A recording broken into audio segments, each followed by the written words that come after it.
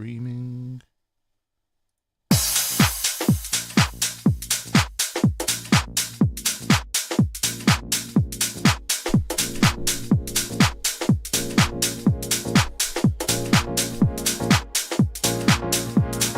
Two, 1, 2. Is the compressor working? Yep.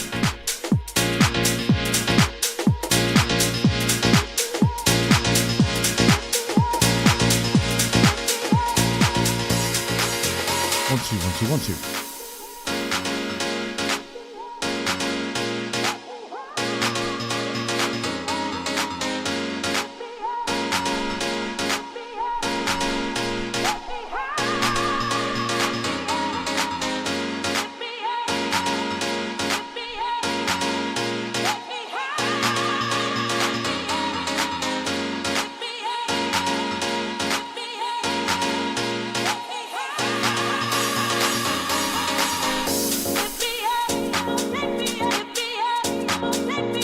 Gotta change the title.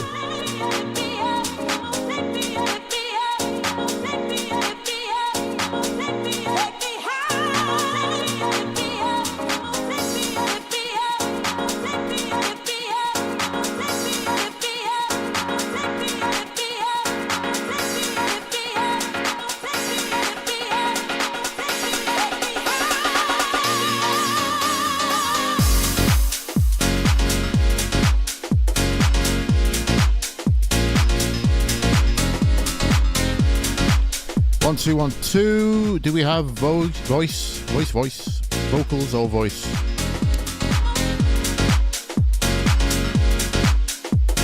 Does everyone have sound?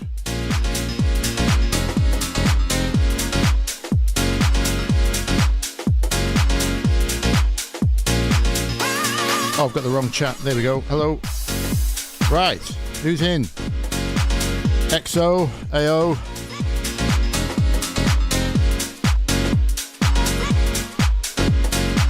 Is that Reese? Reese? Is it just Reese? Leskovich, hello.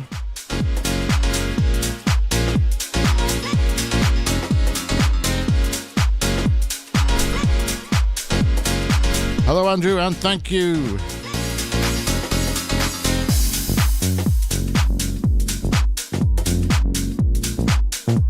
Oh, I should do my cursor thing. Hello, Oliver. Hello, Daniel. Hello, Leo.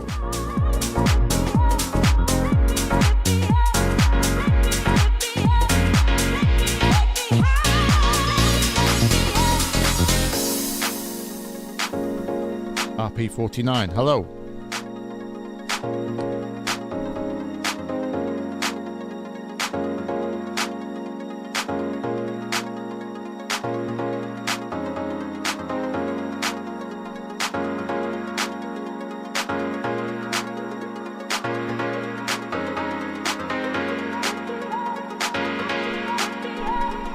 Hello, Mark. How is everyone?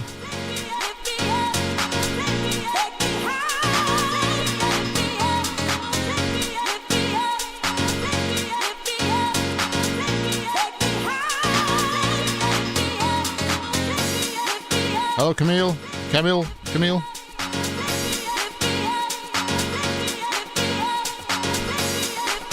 Is that Sefdina? Sefdina? Help me out on that one. How do I pronounce that name? Call Dad Jason. Hello.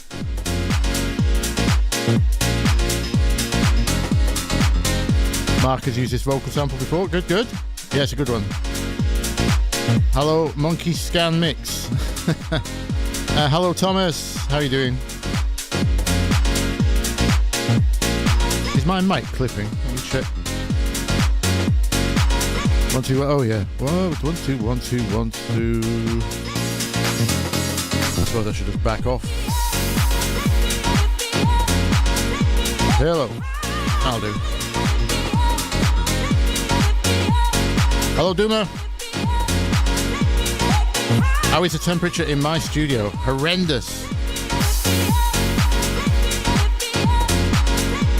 I don't know what the temperature indoors is, but it feels like about 20. I have a fan. Hopefully you can't hear the fan too much on the mic. Advantage of having a dynamic mic as opposed to a condenser mic is much less interference and sensitivity from external sources.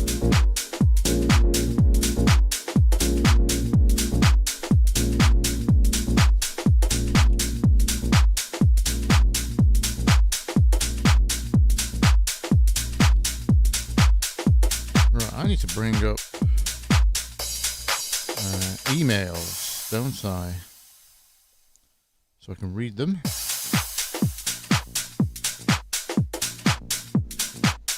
Hello, 123 donned.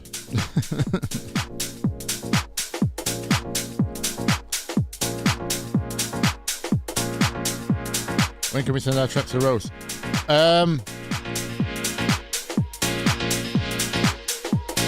It's already pretty full, I'm afraid. I've lined up.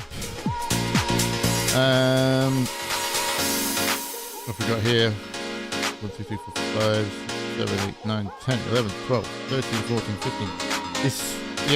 There's about 15 in here. 14, 15. I just picked first come, first serve. So it might have to be next time, yeah. We'll see how this one goes. I have no idea what I'm doing.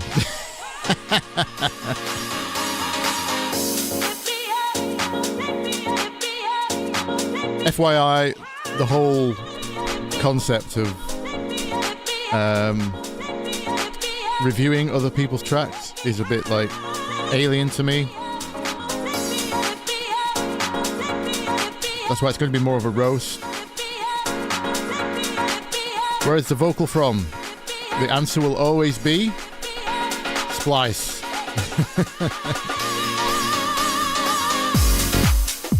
Netrunner wants to change the song. Oh, wow.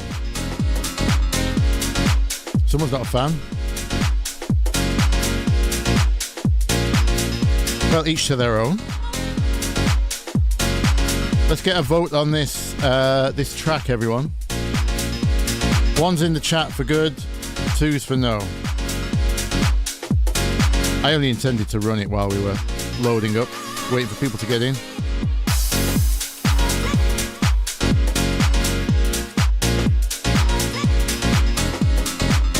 Netrunner, what is your bag? What kind of stuff do you like?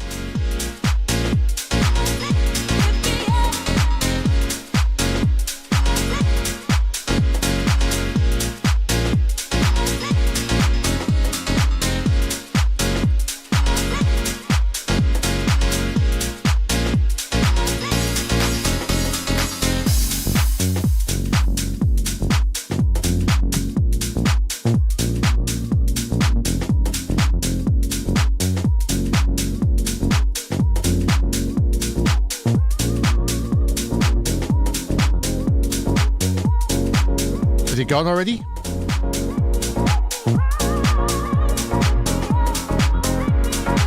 Oh, we're just severely delayed.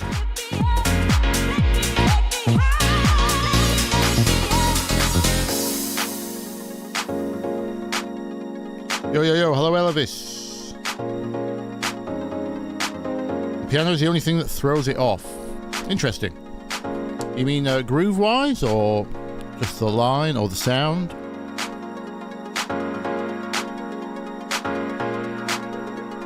Hang on, how did this turn into a roast of my tracks?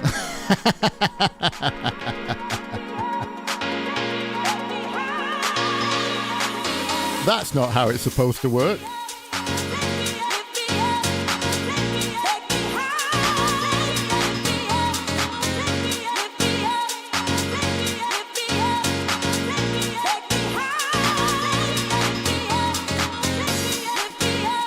I'll try to find my...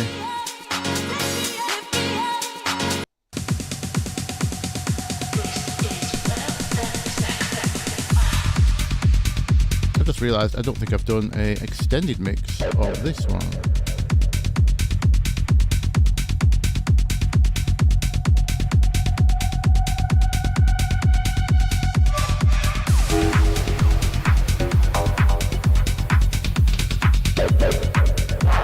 Oh no.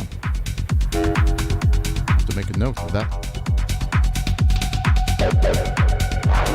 I've only got an extended instrument.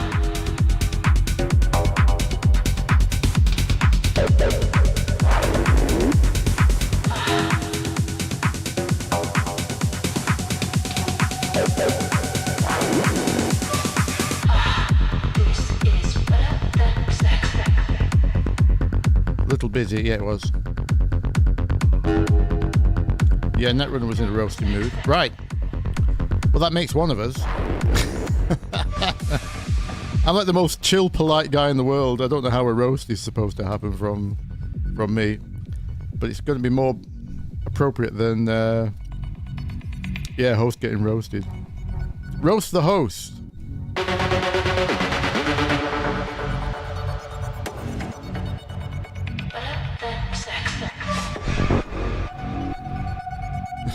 Right. It's just an opinion. It's fine. Everyone's allowed an opinion. If everyone liked the same thing, the world would all be listening to the one song.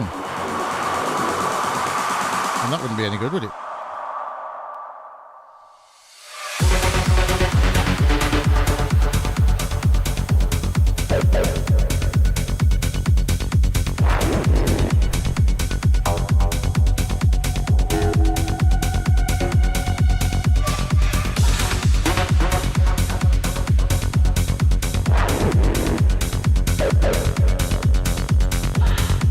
Obviously, only James's opinions matter. Of course, of course.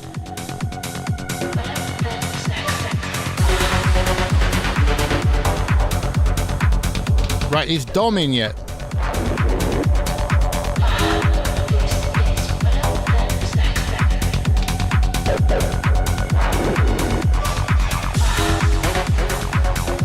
All good. These are all mine so far. We've not begun yet.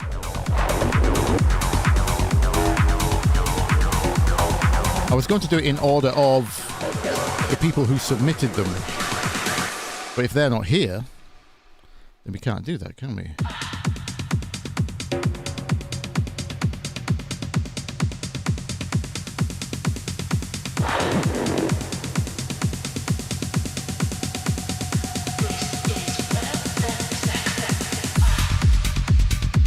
Harks, hello! Right, so is Dom not here yet? Oh, this is Dom. 1, 2, 3, Dom. Hello. Right, so I've not listened to these yet.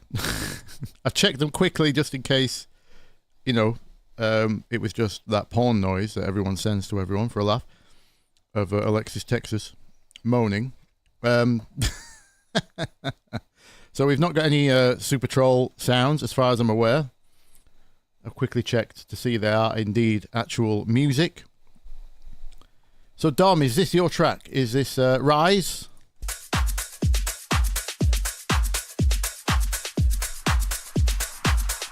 I shouldn't have played techno before this, should I? Now all the house is going to sound really slow. That's not part of the roast, by the way. That always happens.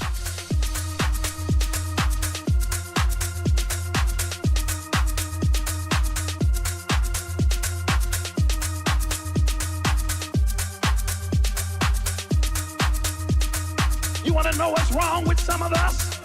You trying to get to your place. Yes, okay, this is Dom's, right. Ain't enough. The government ain't enough. The community ain't enough. Your education ain't enough. And you trying to get to your place. And here comes the devil. Okay, Preacher, classic. Take you out. Classic samples. Up your pace walking, but take what God has given you. We've got a Hammond organ on 1, 2, and 7. Do I have a witness? And whenever you meet Jesus, he gives you 2 wings. Ever got a witness? You can rise above your trouble. Give me a drop. Okay. Above your trouble. Above your trouble. Above your trouble. Above your trouble. Yeah.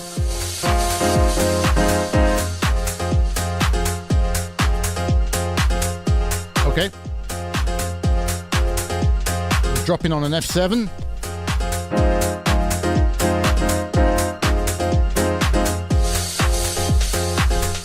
Or is it a ninth? I think I can hear a ninth in there.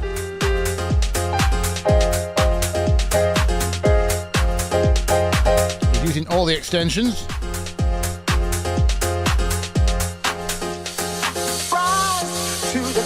Too late to submit. You can submit to the email address in the post, but we're filled up for right now. But it looks like we'll do another one at some point, if this goes well. Right, let me rewind that chord progression. Did the bass move? Oh. Okay, so we've got some crunchy extensions in here. I don't like that one.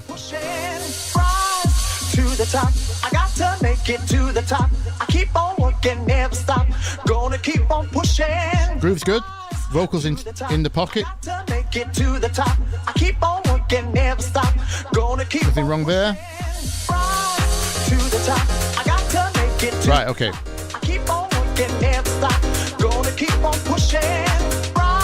What am I hearing at the top there? So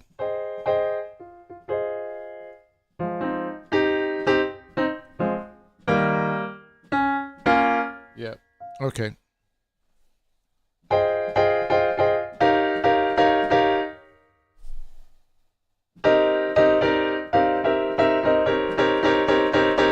I think it's that chord. Can never stop to the top. I got to make it to the top. I keep on working, never stop. Go. Yep.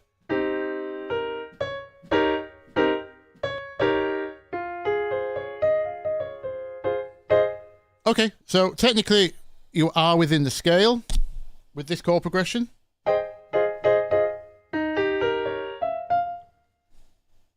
Let me quickly, shall we just draw this out so everyone can see what the notes are and we can all learn what's going on here.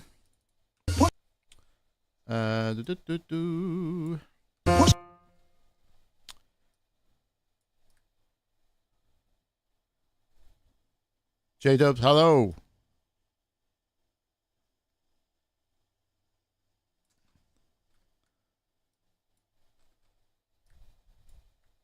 Right, so this is a classic example of, you certainly buy the book. What tempo are we at? Does it matter? Let's just go 125.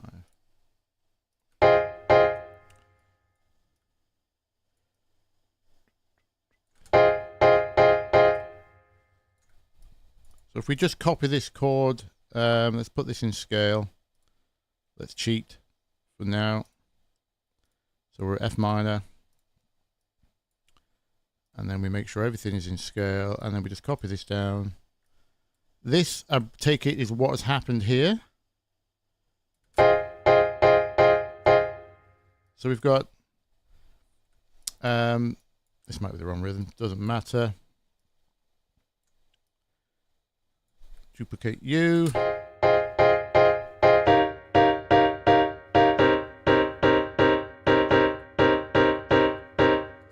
So first sin is we have some of my tutorials, I don't know how many of them, but I have mentioned it a few times, not to 7 to 7. So if we don't know already, we're in F. So this is chord 1. E flat in F is chord 7. And C is 5. So the chord progression is 1, 7, 5. So we're using a 9th chord, because this is 1, 3, 5, 7, and 9. So this is a F minor 9th. That's fine for your first chord, sounds fine. Here's where it gets weird. Chord 7 in a minor key. If you had a 7th on it, you end up with this weird thing. What we call a dominant 7. They just don't sound good. I would get rid.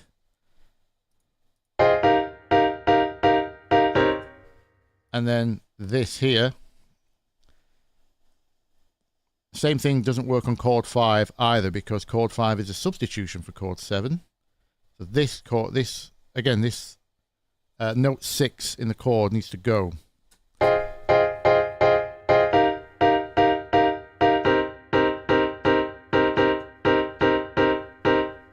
And you can revoice that however you like to make that top melody sound better. So we could put the E at the top. We just put that up the octave.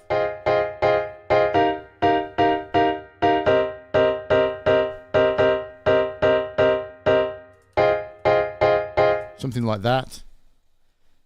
Chord 5 is always a tough one. And 7 to do extensions with. You will see that in my... Hello, Phil. Don't worry. I do have your track, Phil. It's quite far down. We're doing it in kind of order of people submitting. So getting these out of the way first.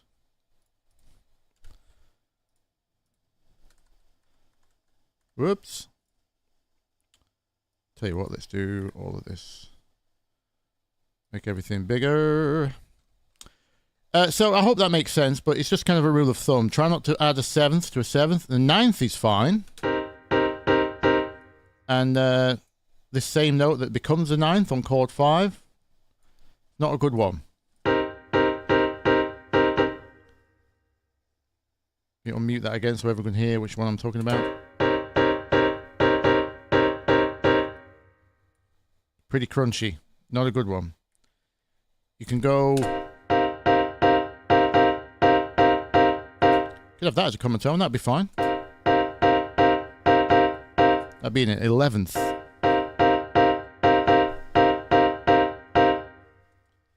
But yeah, not...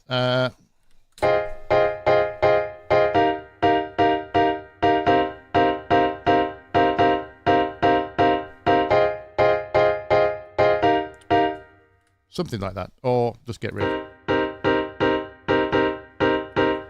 Or you could just add your tonic back to the top. That'd probably be a better melody.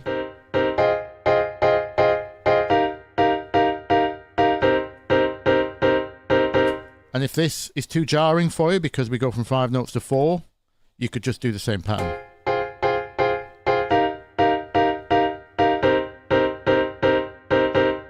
Something like that. Let's keep listening. But that's I think certainly what's gone wrong there. Am I right, Dom? Did you just copy paste down the scale?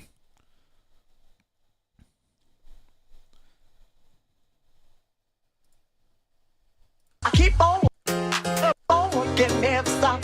Gonna keep on pushing. Oh yeah, we've also carried on the bass is staying on the 1. We call this a pedal note. If you just hold the 1 regardless of the chord, this is the bass becomes what's called a pedal. It's an old organ term, I think. It works for some chords, not others. Let me show you. It's fine for chord 7.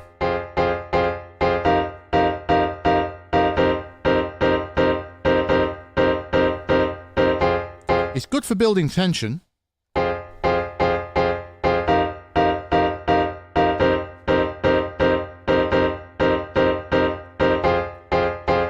It works for chord 7 because this could effectively be, as we see here, the F is just the 9th of the chord, so that's in there. But F is not in chord 5 in F. So ideally, we'd need to see this move with the chord back down to the C.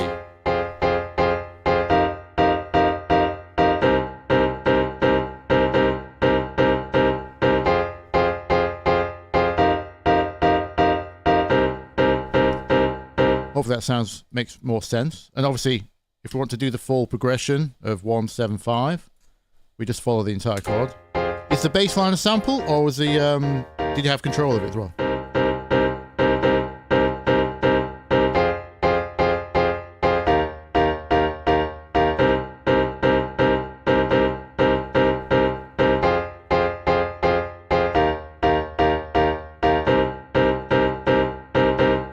And if you don't like the sound of it moving when you drop, there's nothing wrong with staying on the 1. Lots of tracks do that. Or you could just loop the 1.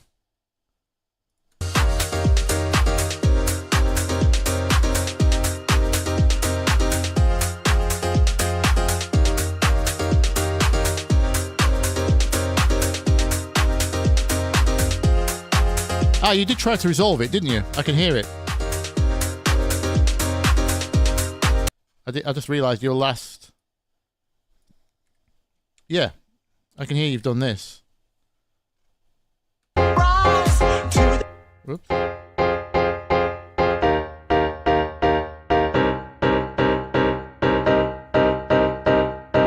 So I think you could hear that this wasn't quite working, and you've resolved it upwards, which is good. See, your ears are getting there. It's not much. That's not much of a roast, is it?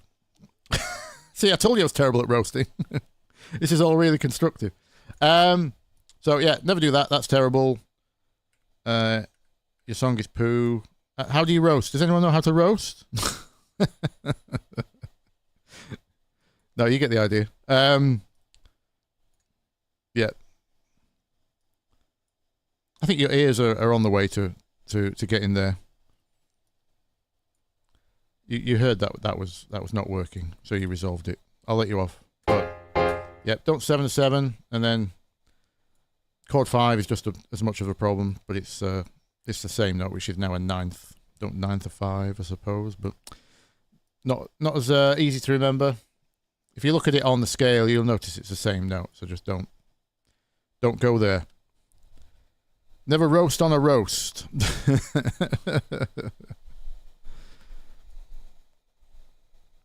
Hannah, you're not on the right scale. He is in the scale. This is F minor. This is what we call this is the problem with what we call diatonic harmony. So when you stay purely in scale, not everything works like this, especially when you start to play with extensions. Once you get more savvy with what scales work and what don't, you can actually leave the scale here. See, I would go for this D natural, which is not in the scale of F minor anymore, because that creates the natural 9th for that chord 5. But it's not in F minor. So your scale plugins and, well, you know, I'm just using Ableton scale here. Whatever scale function you're using in your DAW or plugin is not going to tell you that, obviously.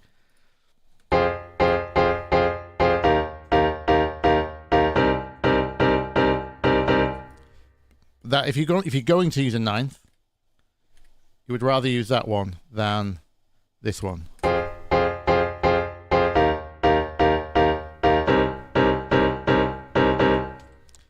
But to correct Hannah, no, that is technically in scale. It just doesn't sound very good. Which is, unfortunately, you know, if you're new to this, it happens. You think that just following the scale should be safe, right? But it's also why I say chord 5 is, you know, when I showed how to chord any vocal, and I used 1, 6, and 4. There's a reason I chose 1, 6, and 4. It's because that trick does work in scale. Chords 7 and 5, and obviously 2 is a real problem. Always an issue. But your 1, 6, and 4, nice and safe. So if you're new, try using chords 1, 6, and 4. If you're not sure yet how to, or just use less extensions. Extensions aren't necessarily the be-all and end-all of house music.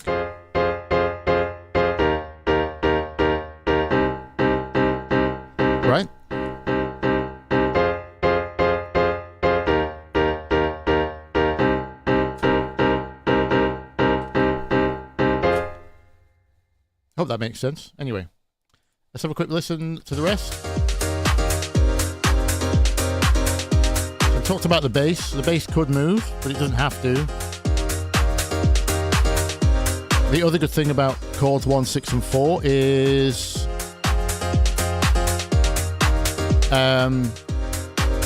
they work with the bass. If you want to hold the bass on the 1 like this, they work a lot better than chords chord 5 at least. Okay. Other than that, just tidy up that chord progression. That's sounding pretty good, Dom. Not bad at all. Right, who sent me Aircon 1 lateral shift? Are you in the chat?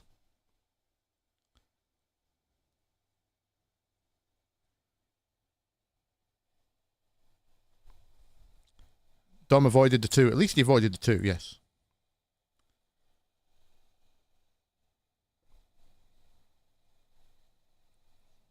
Yeah, props to everyone for what's about to happen, by the way. This is going to be brutal. If you're not used to having your stuff played in public yet. The roast is probably, yeah, the roast is, I've got 15 tracks here, whatever, 13, I can't remember. I just did them in order of first come, first serve, so I'm afraid it's kind of full unless we somehow get through this in under 3 hours or something. We're going until my belly starts to rumble and I need food. That's the rules for a Sunday stream. Right, who sent me Aircon 1? Just send it to my email, bthelick@gmail.com.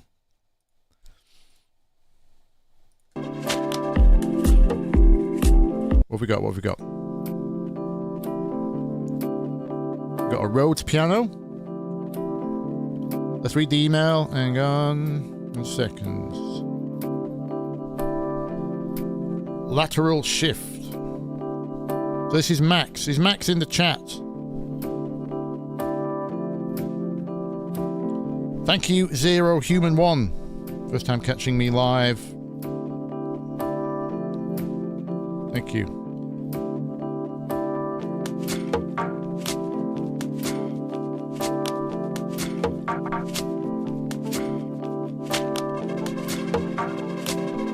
Oh, I recognise that effect. Isn't that what Camel Fat used in Constellations?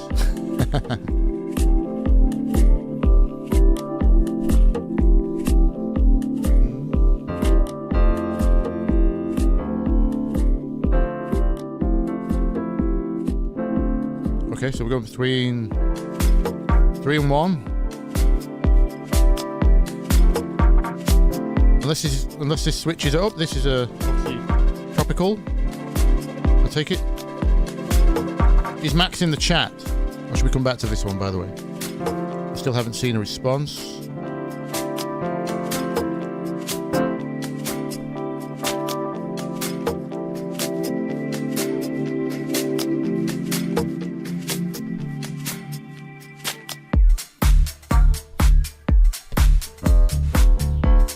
So that's, yep, staying on D.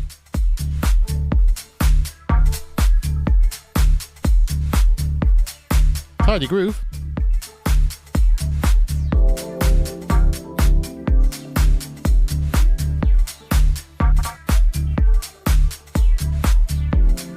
Let's listen to that. D's always a tough key. I can hear an octave in the bass. That sounds quite tidy down there.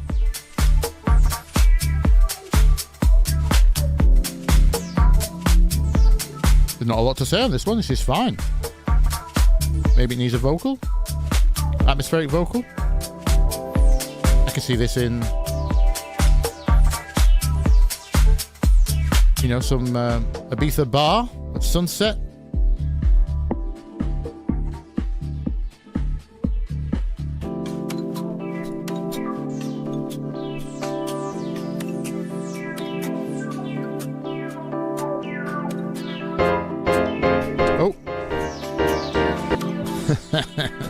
Let's move that out of the way. That's going to happen a lot this session, isn't it? That was my piano, not his. The knocking noise, is that a pad? What? Which one? Oh, what note was that? No, no, no. That sounded like we've gone Dorian all of a sudden. Oh.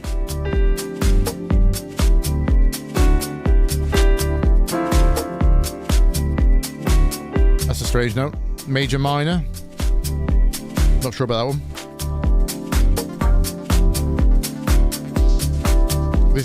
There's so little else going on though, it's not really clashing with anything, so it's not doing that much damage.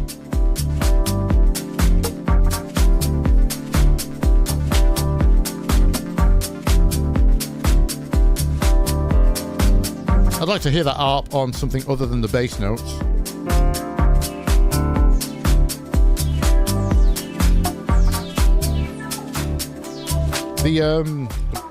Is that the thing you're talking about as what's the knocking noise? Those are just percussion pieces, yeah. One sounds like a conga or a bongo, and then I'm not sure what the second one is. It's just some kind of affected percussion sample. That thing. Yeah, you just got to type in percussion into your sample library and spend half an hour finding a good one.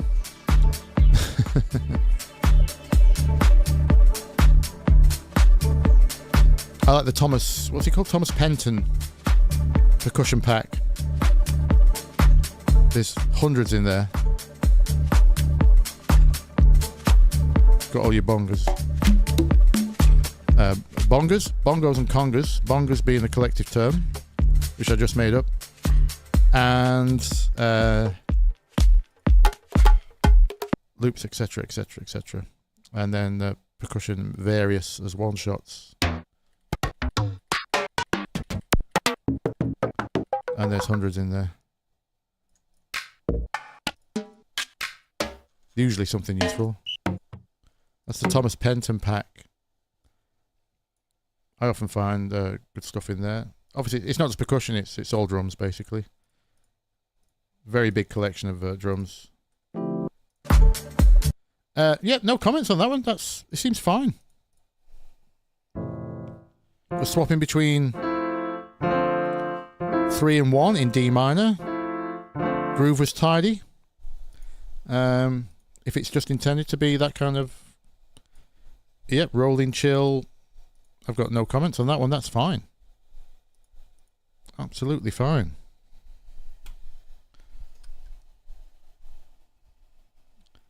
So in case you watch this later, Max, you're all good.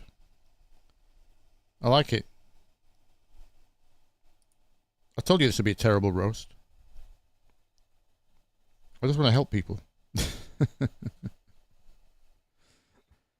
Andy uses Andy's lazy ass just likes to use Ableton's 909, don't we all?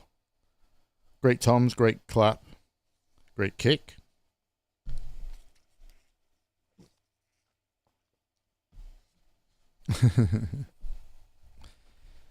It only takes 20 minutes to find a good percussion. Yes, not 30 minutes. Sorry, my bad, my bad.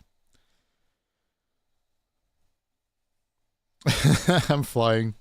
Yeah, we got to get some boo. It sucks. You're all terrible.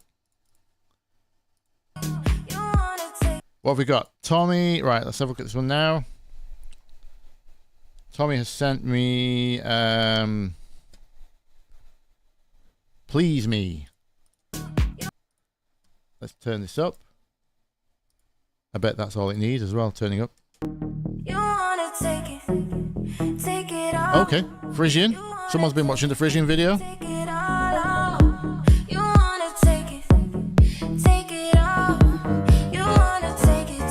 E flat.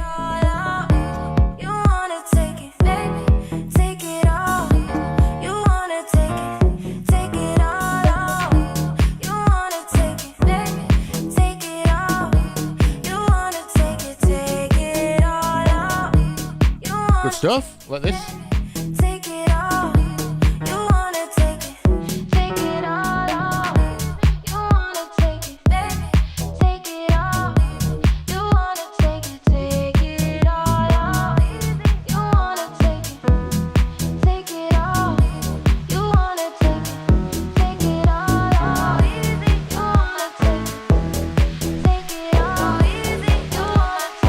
bass line.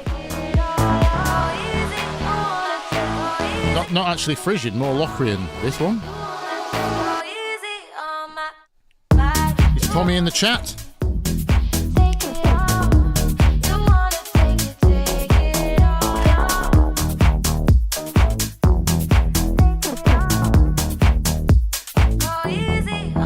Groove seems fine.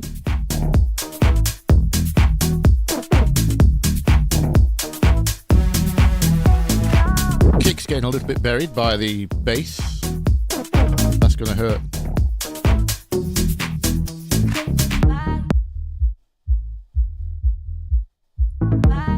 That's backed off now.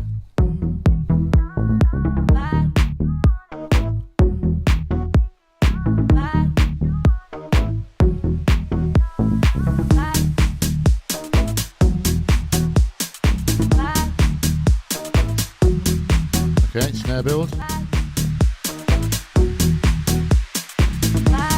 I would take the bottom end off here.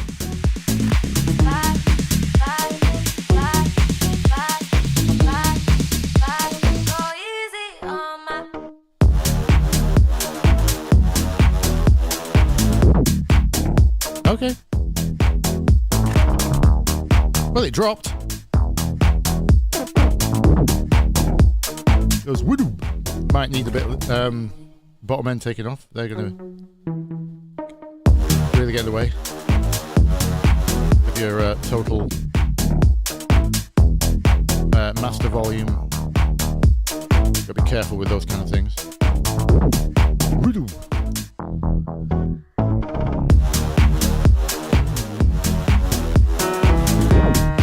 Yep.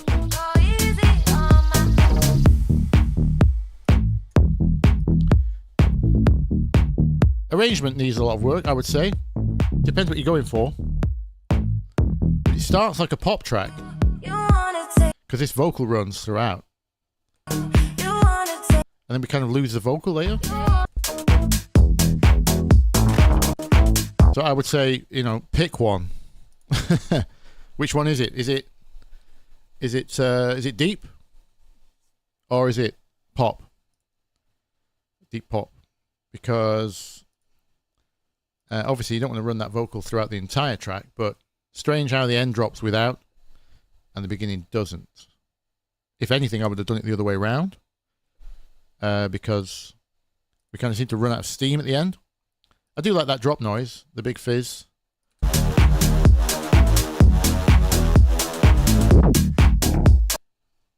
Always a good way, you know. You've understood that you need more energy on the last drop. All good. But the fact that the vocal disappears after all of that vocal work early on, very strange. And I'm not sure the vocal loop on the build is very strong.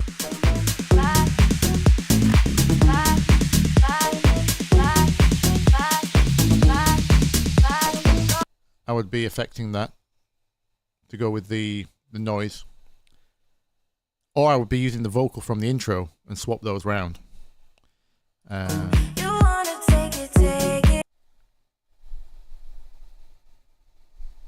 I like the groove. Nice vibe.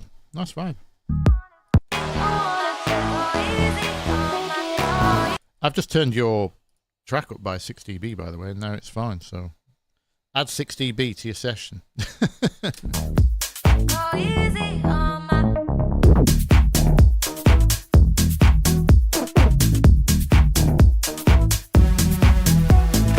Benny Fade, thank you. Yes, my videos help inspire you to learn some new genres. Good, always good.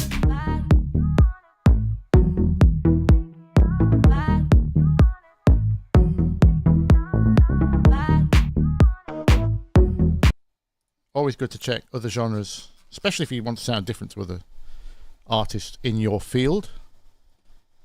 I've been listening to a lot of Tool recently, rock band. Prog rock band, prog metal band, I don't know what you'd class them as, for ideas on ARPs and time signatures and things. Yeah, Tommy, good job. I can't really roast you on that one. That's overall, it's a vibe. That I like that. You just need to play around with your structure. Ideally, play it out live and figure that out. That's how you would really understand how the structure of the arrangement of that track's going to work. But all the elements are there. All the elements are there. No problems. And until you can get to play live, just copy someone else's arrangement, I would say. Someone else that does play live.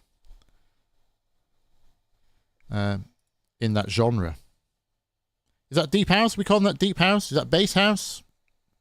What does everyone think on that one? I don't think it's kind of heavy enough for bass house, is it? I'm going to go deep.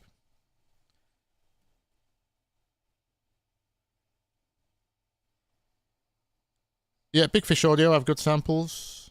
I've never tried the Moon Boy ones. Are they good?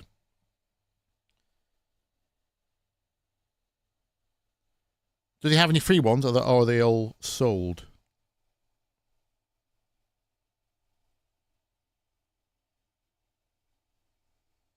I've had my first kind of sponsorship.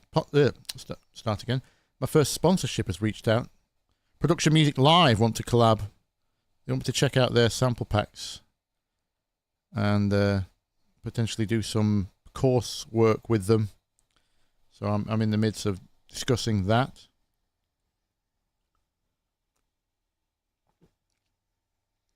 Night bass vibes. Is that a genre? You'd call this tech. Yeah.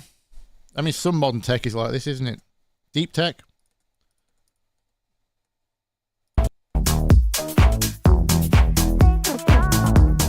It's got a bit of bass house, tech house.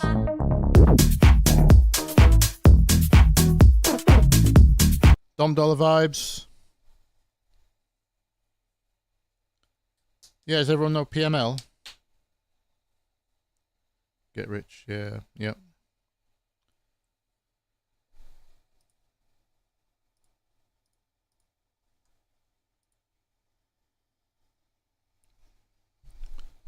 Well, Tommy, yeah, good job.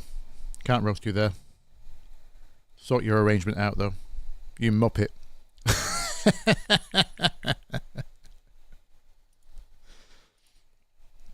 No, that's my best attempt at roasting something I actually like. Don't shill for Roland. A Roland not good? I've got a Roland piano for its feel, but this is very old. I got this in early 2000s. Are they a bad company? For other stuff? I don't use any of their hardware, you see, so I don't know. Yeah, make us a coffee, Mark.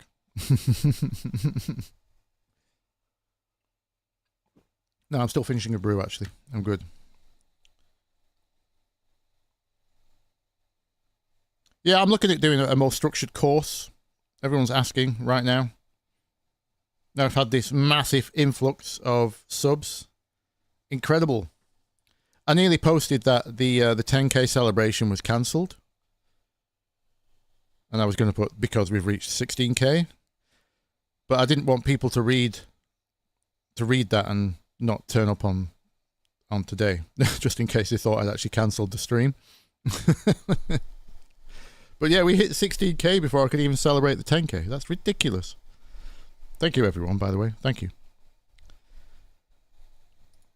Right, who's next? Justin. Justin has sent me a file called Transposed Indian Sample. He's also known as Slimo Joe. Let's have a listen to this. What is this? Is what regular, Mark?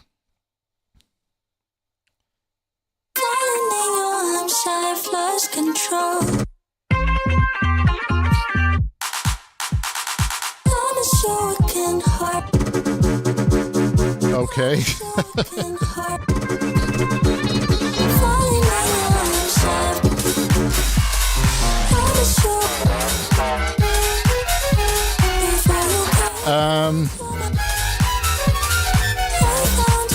No, the feedback roast isn't normal. Although I've got lots to say on this one. Come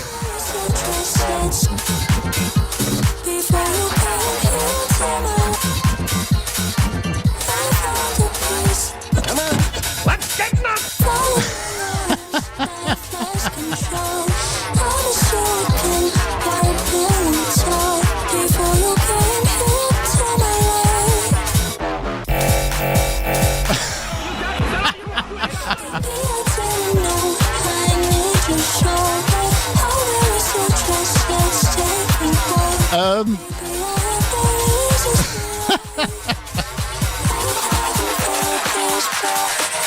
So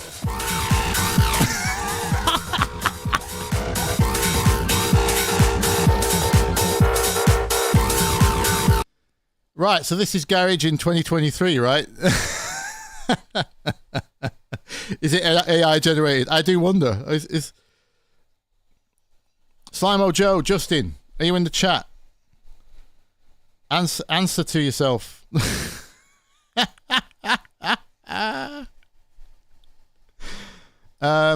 Yeah, I've lots to say on this one. Too many things. It's a kitchen sink mix, definitely. Yep.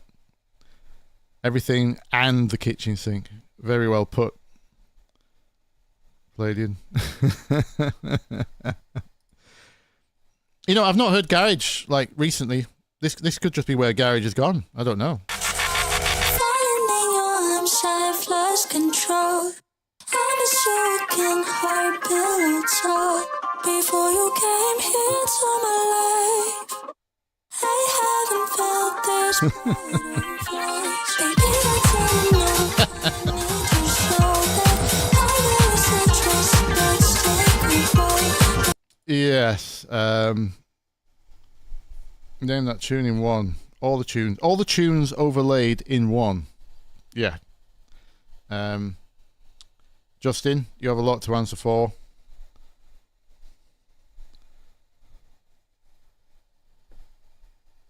None of the rhythms work. Ironically, though, you know, that Indian instrument, I have one here. It's called a tumbi. That thing. Ding, ding, ding, ding, ding, ding, ding, ding. It's called a tumbi. And it's basically a one-string guitar. So 99 times out of 100, if you find a sample of one of them, it's going to be extremely swung because Bhangra music, Indian Bhangra music, which that is the lead instrument of, is extremely swung. So of all the genres, ironically, Garage would be the most appropriate to fit a tumbi in because Garage is very swung as well. So you actually got something kind of right there. It just needs about 2,000 less samples. You might be getting somewhere. That vocal's kind of a hook, though. I think that could work. Yeah, let's move on. Thank you, Justin. Punjabi MC, yes, exactly. I know the guy that played the tumbi on that as well. Genius idea to... what was the track? Monday to Barke? I've forgotten how it's pronounced. Genius idea to rob the Knight Rider bass line. And because tumbis are on the same rhythm, yeah. Exclusive, how do I upload the track? Just email bthelick@gmail.com. Hey, we won't fit it in for this one. That's it, Monday and Abarca. Yeah. Yeah, Bangras do, Indians do love Frisian. You're correct. Lots of Frisian in Indian music.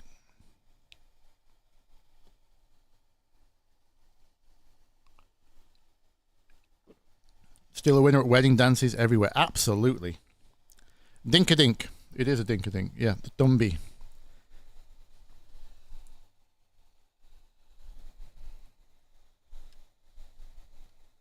No problem, XQ. Right, let's move on. So, Binary Solo. Are we in the chat? Who is this? The MJ Cole remix. Now, the problem with a track like this is I don't know the original track that well. This is Mikal.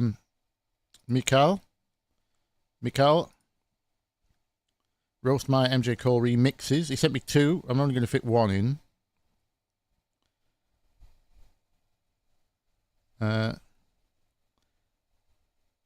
P.S. I know you're on Tech House right now. Would you eventually get round to UK Garage, like we talked about? Yes, still working on that one. If you are here, Mikal. Anyway, let's listen to this.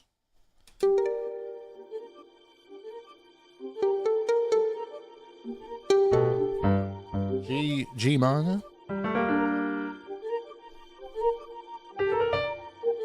One, two, three, five. Arp.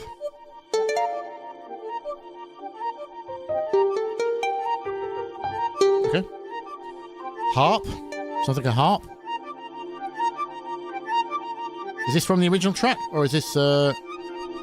Yeah, I would need you in the chat for this. Oh, here we go.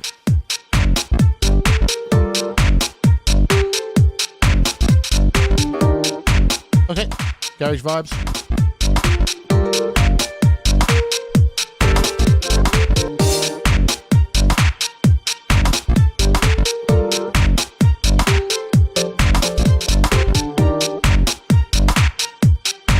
That's a very high kick drum. I'm feeling hazy. I don't know my up from down. Time's only wasting until I find my own way out. I like the pad, I like the bass. If they are indeed yours. Like I say, I don't know the original track here. Nice wide image. Big red flag. But no, it survives in mono. We're good.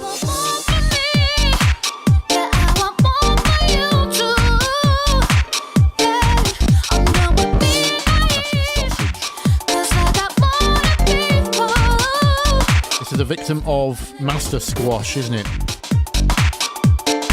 Every now and then I'm losing a snare drum. Pushed a little too hard, that. You've lost the backbeat.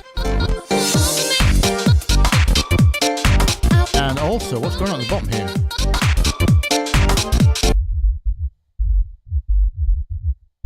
Yeah, the bass is lower than the kick. That's an issue for me. On a 4 on the floor track, at least. Some garage can get away with it if it's not 4 on the floor. But I wouldn't have a kick that high and a bass sub that low. The bottom groove is quite wonky.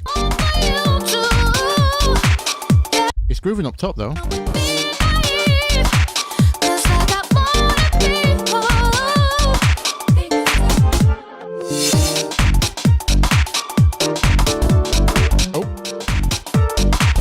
A major 5 chord.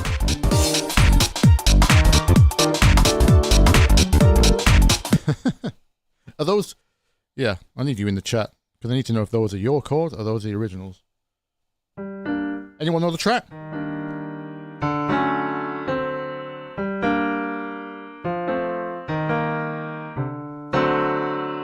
That's a chord 5 major substitution, also known as an Andalusian cadence. I love that word. I don't even know what it means. Andalusian cadence.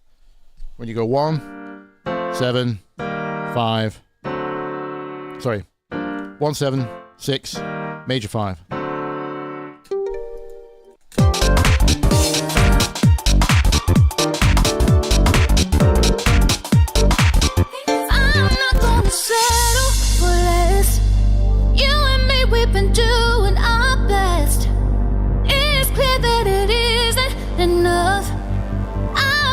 Do better, but I want more for me. Yeah, I want more for you too. Oh, the idea to get rid of the pad there. I'm done with being naive. Build the tension. Not sure about the bass notes. 1, 3, 4.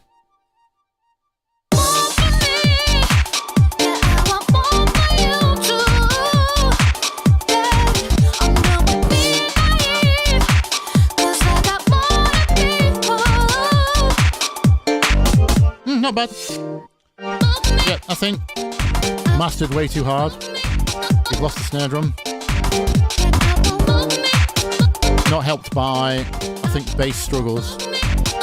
Bass to subby, kick to not subby. If you swap those two rolls around, I think the master will survive a lot better. And the bottom will groove better.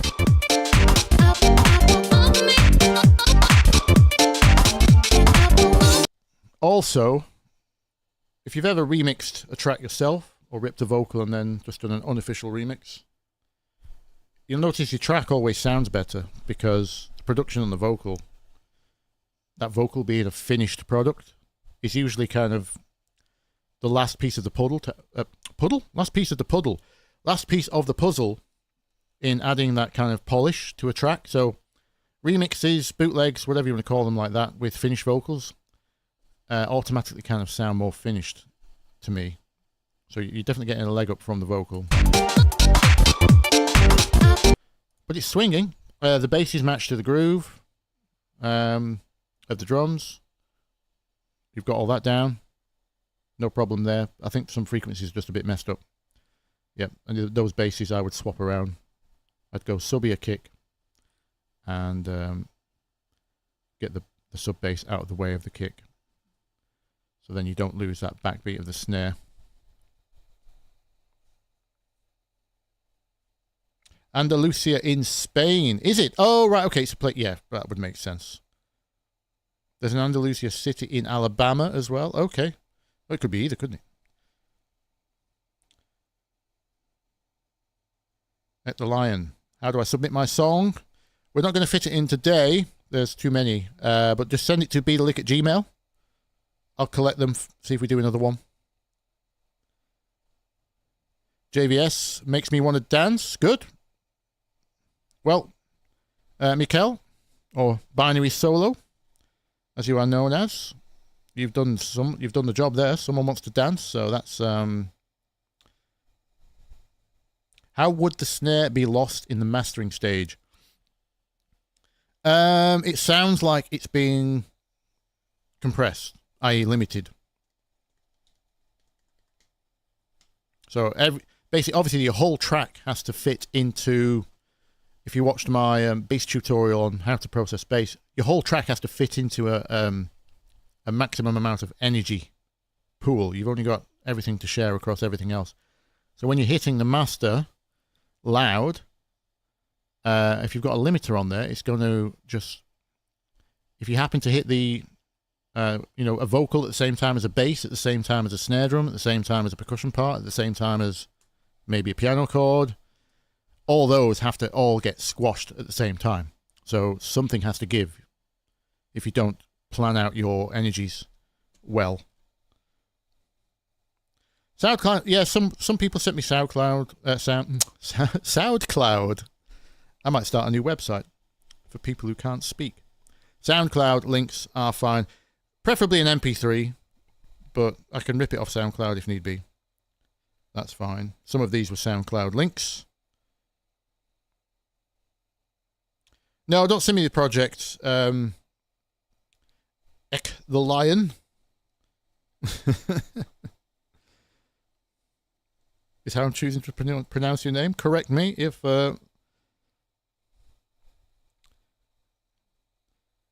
yeah, don't send me the project. I just need to hear the song. I mean, not that I'm supposed to be doing track reviews. So while we're in the middle of this, let's go on the track review rant, okay? We need to step back and take a look at the bigger picture. Why?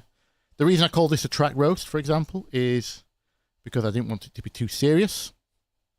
But because nothing I say really matters. The number one reason people want track reviews is to know if their track's any good. And there's just the same response I give to everyone. I get this DM all the time. Will you check out my track? And my response is always just release it. Why would you get my opinion when you could get thousands of people's opinions? it's not for me or you to decide whether your track is good, because we're not the audience. I mean, sure, if I really love it, I might buy it, but I'm just one guy, right? So the point is, if you release it, you'll find out whether it's any good or not. And yeah, trust me, it doesn't have to sound finished. It doesn't have to be a finished track. If it's a great beat and it just happens to go off, you never know. Some TikToker might use it on a cat video, and then you're away, right? It doesn't matter what the track is.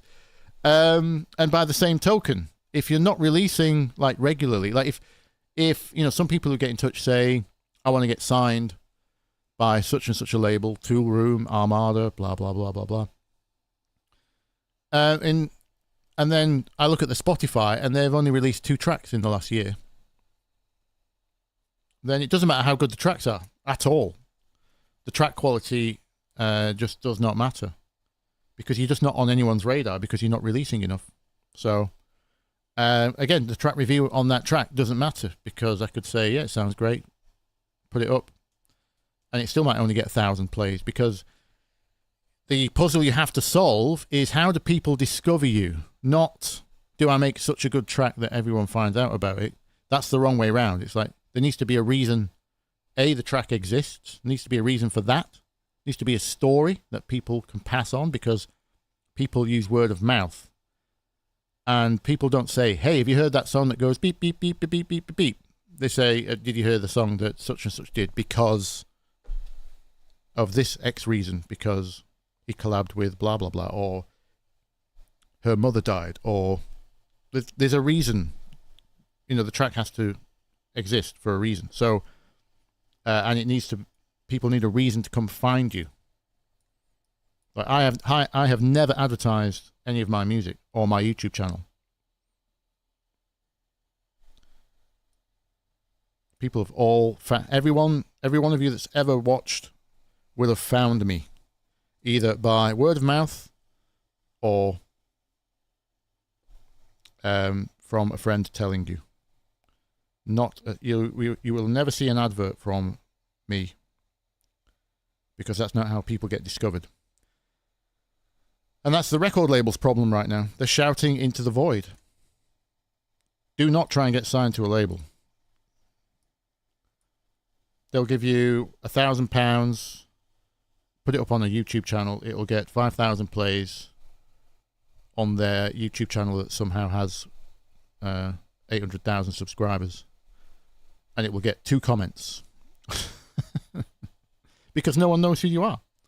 So to solve that problem, you have to release a lot more and get yourself a story.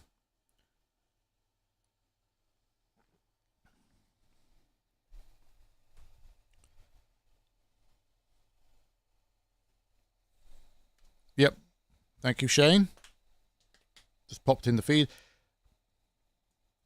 Took 2 years.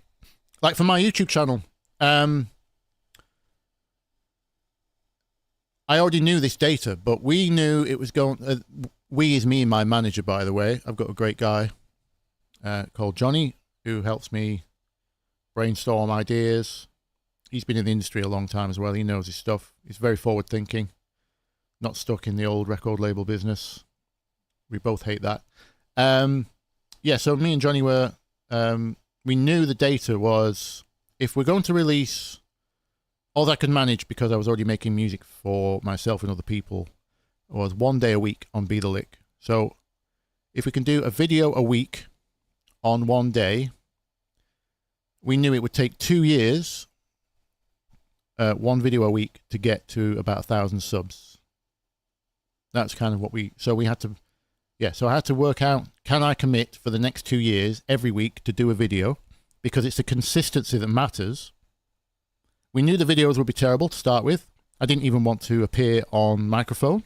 You'll see all my earliest videos are just text, not voice. I didn't start overdubbing vocals for my tutorials until EDM Theory Part 3, which was, you know, almost halfway into that first year. So it took 204, sorry, it took 104 videos over 2 years before I even got to 1,000 subs. And then slowly YouTube's algorithm started to pick up on what my channel was about. Obviously, I got slightly better at naming titles and got slightly better at making better videos. Not that I'm very good yet, but the point is you start and you keep at it. And the same for music, releasing music. You just got to be absolutely super consistent. It's either got to be once a month, 4 times a month. When the algorithm picks up that you do that and that you are reliable and that there's a reason for it to promote something next month, people will start coming back.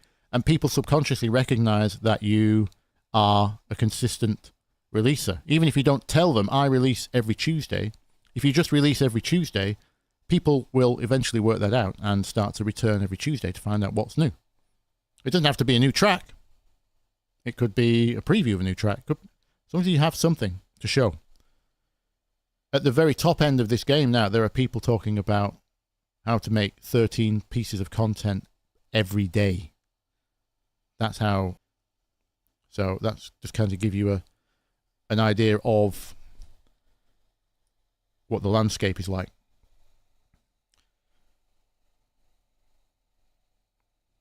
Rant over. Just release more, basically. You know the best bit about releasing unfinished material? Someone will finish it for you. Look at, right, here's a great example. Perfect example. I'm a big Nine Inch Nails fan. I don't know if any of you know the band. They go right back to the late 80s. Trent Reznor became a film composer after that. But he was one of the first people to start giving away his stems for free in 2004. And I think the next album after that one was just 2 CDs worth of unfinished ideas. Some of it was just soundscapes, some of it was just piano. One of his tracks that was unfinished, I think it was like a banjo intro on the album was called Ghosts. And that was sampled by a hip-hop beat maker illegally.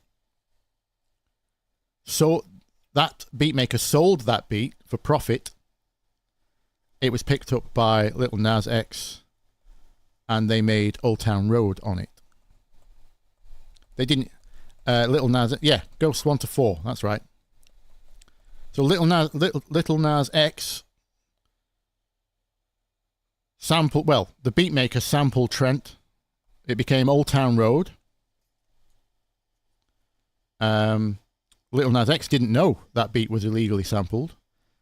And Trent didn't do the thing whereby he just said, take it down, that's illegal. He said, sort me out. He just said, fair's fair. I don't want to stop the music growing because obviously it was becoming viral. Only a stupid person would stop that happening, like a major record label. And yeah, they all said, yeah, sure, you can have a cut. So everyone wins. And that track was unfinished. And it's some weird banjo intro thing that on a country hip-hop, that's the last genre you would expect a Nine Inch Nails sample to turn up. So that's the story in a nutshell.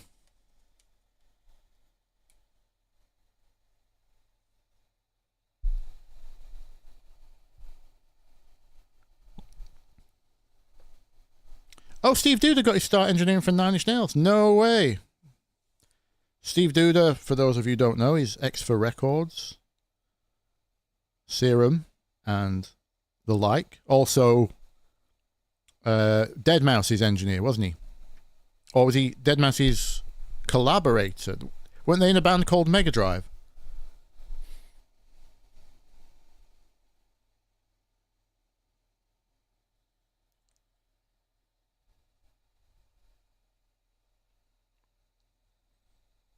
Oh, is that how the name came about? Xfer is just a piss take of re-effects for the people who make Nexus. Yeah, that makes sense. That's kind of his bag, right? Because OTT was kind of a piss take as well.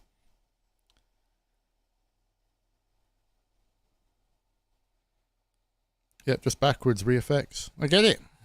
I didn't know that. Anyway. You've got me off on a side tangent. We're supposed to be roasting people. Let's listen to this next appalling effort. I told you I'm not good at this. I'm not good at this. Right, so Andrew has sent me... Well, I don't know... Does anyone speak... Is this Russian? Is this a Cyrillic alphabet? I don't know how to pronounce that. But Andrew has sent me this. Let's have a listen. Shout if you're in chat, by the way.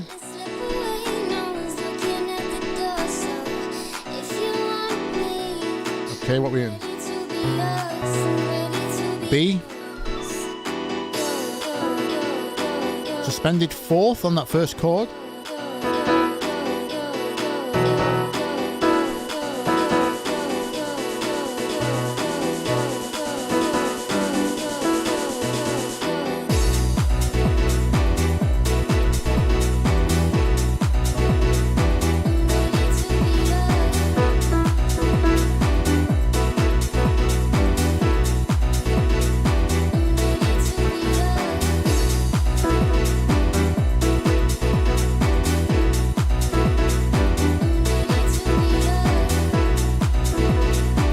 Okay.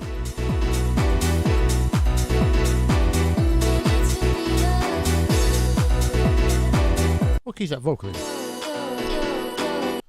It's actually in B.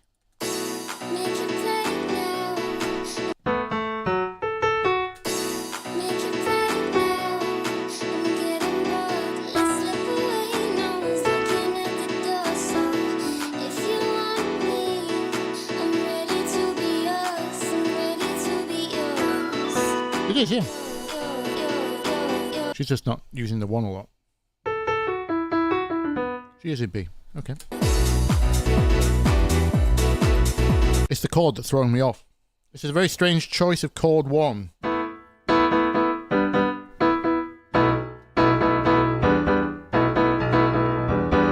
Because this note here is a suspended fourth. Let me draw this out. Actually, let's just do this quickly.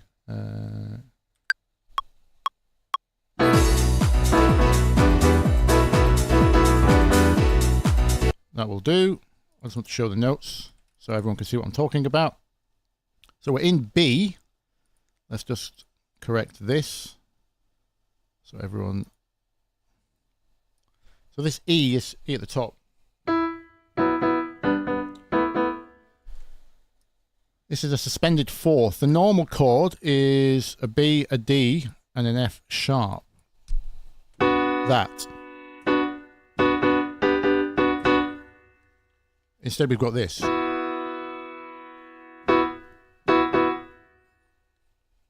the reason it's called suspended is because it's unresolved. This is neither major nor minor.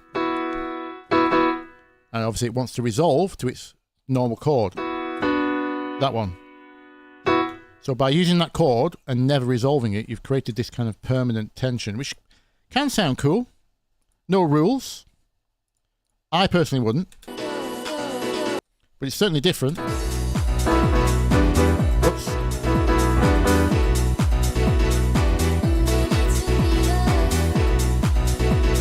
But if you are watching, Andrew, and you think your chord progression sounds off for some reason, that will be the reason. If you don't think it sounds off, then just run with it.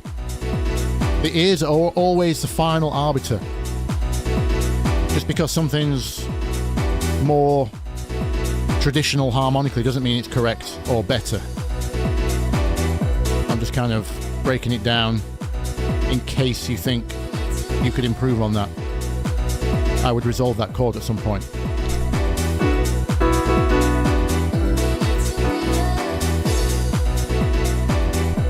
But it sounds solid. It's got an organ. Or is that a blue note?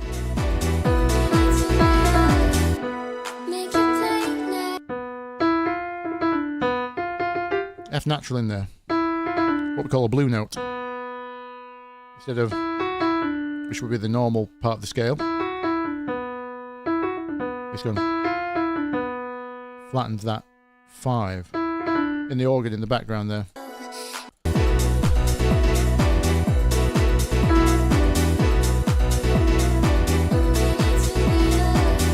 Because it's a passing note, get away with it.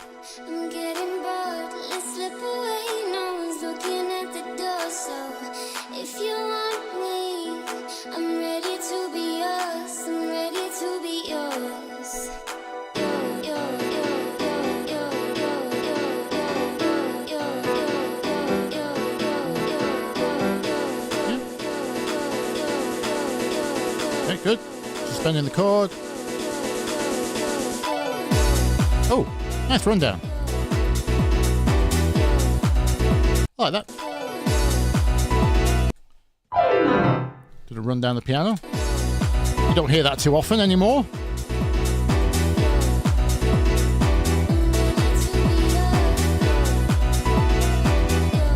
It is Russian. Thank you.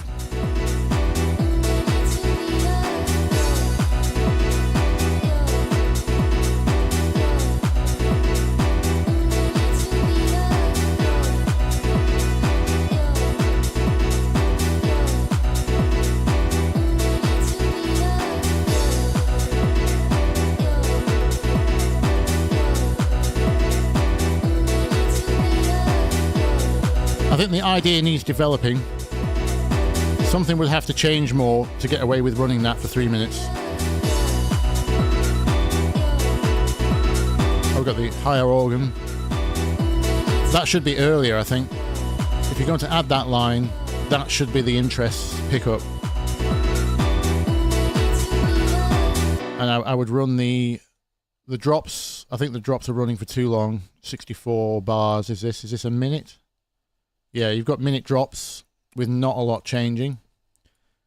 I would drop them to 30 seconds or 45 seconds. It's fine to have a 2-minute track, by the way. If that's your idea and that's kind of as far as you can take it, don't stretch it out for the sake of stretching it out because you think songs need to be 3 minutes. Songs can be shorter than that. And you'll find, depending on the crowd, if a DJ picked this up, they might just play 1/2 of the drop anyway. They would cut that down. So, if you literally can't finish that off with any more interesting ideas, I would chop it down and just release it as is. Make sure you get an extended version done, obviously. Put some drums at the beginning and the end. But to Andrew, that was, it's good. Strange chord, but I'm all for it. Nothing to worry about.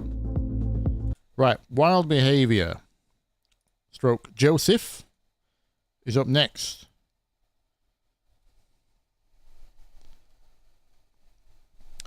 How do we submit? You just send something to bthelick@gmail.com. Send me an MP3, please, if possible.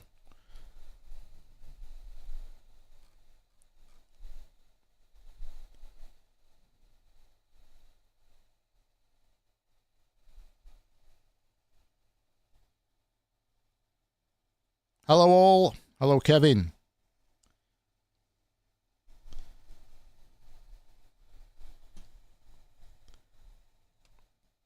Is Wild Behavior in the chat? Or Joseph? I don't know which one.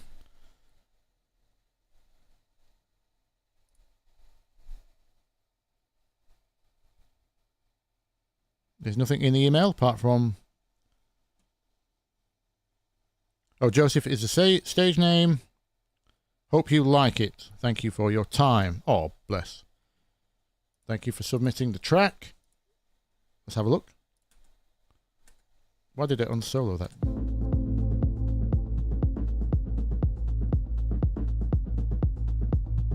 Hello, Ced. CED Music? Ced Music? Ooh.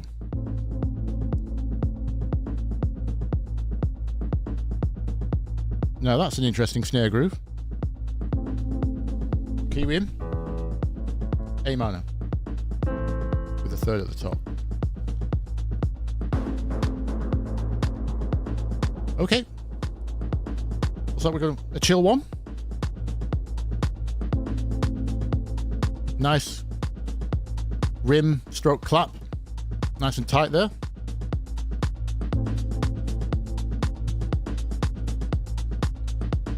I presume this is the drop coming up. I won't judge the kick drum just yet, presuming we've not got full bottom end.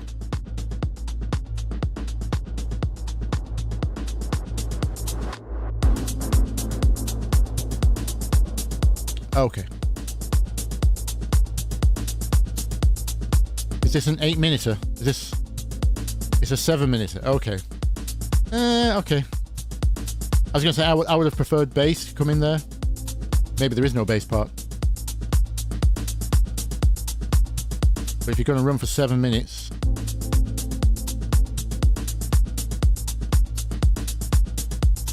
I like that snare groove. That's funky, that. I like that. This all still feels like an intro, though. Oh. We're in Dorian. I heard a F sharp there. Yeah. That's Dorian. A Dorian, not A minor. Like minor, but the note 6 is sharp.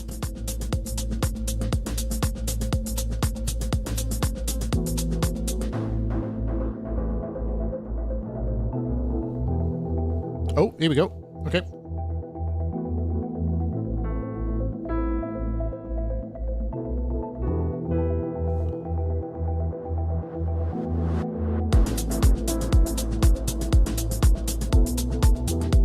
Okay, now we've got the... Yeah, so I would have preferred the bass to come in on the first drop. So we're technically a 1-2-5 in Dorian.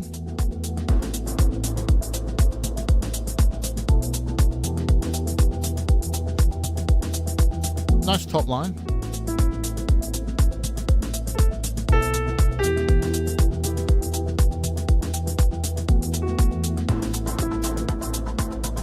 Okay. Some chops. Ah. It'd be nice if they swung with the snare groove. The snare groove is swinging and those chops are not. But they're still pretty good.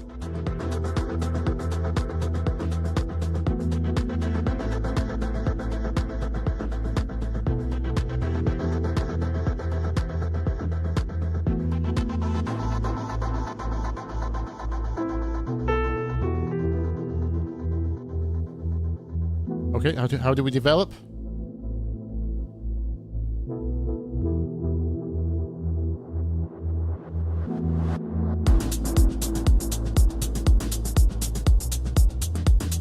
Oh, it's the opposite. We've gone the opposite way. We've anti-dropped. Oof. That's brave. I mean, the groove is carrying it. I would have liked the chorus to carry on. Possibly some more top percussion. That kind of thing. This feels like an outro already.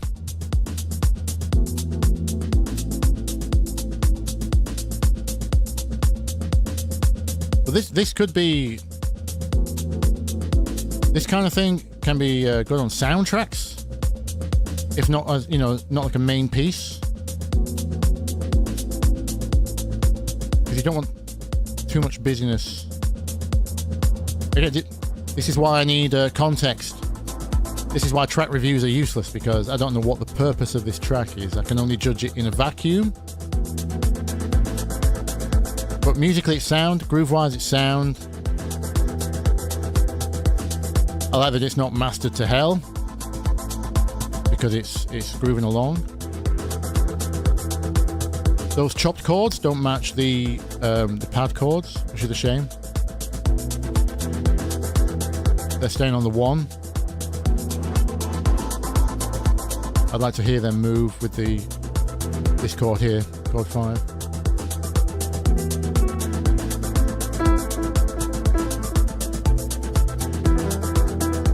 Like that, something like that.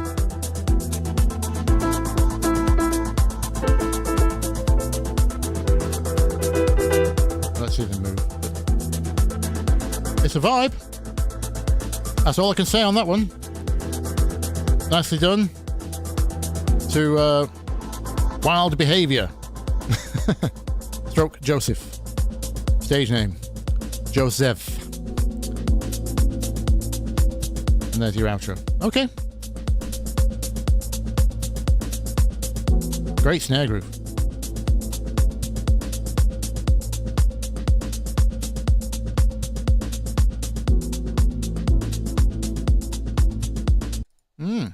Not bad. Okay.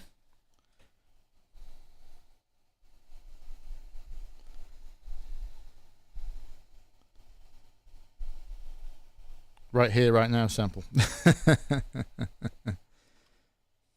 Delicate and subtle. Indeed, it was.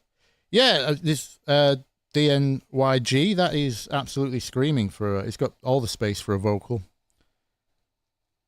Not a pop vocal. Something super ethereal and floaty would go nice on that. Or maybe even like a Latin vocal.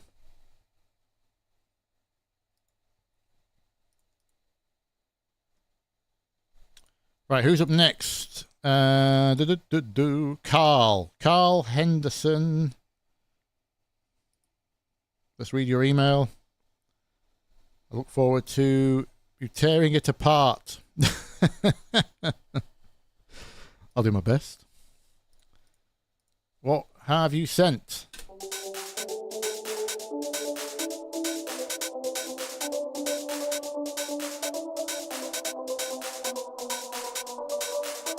First criticism, melody, too long. I don't know where the tone center is.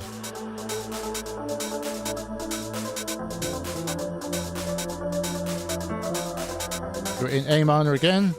Well, minor this time, not going. I've been trying to call. Oh, it's alright, okay. Blinding Lights remix. I've been on my own for long enough. Maybe you can show me how to love. Maybe Trance. Old school trance. I'm going through a drought. So we've gone for chords 1, 6, 7, and is it 4? You can turn me on with just a touch. Yeah, because the vocal just goes down to 4, yeah. Oh, and 5 turnarounds, okay. City's cold. Did it stay there? No one's around to judge me. I can see clearly when you're gone. I said, I'm blinded by the lights.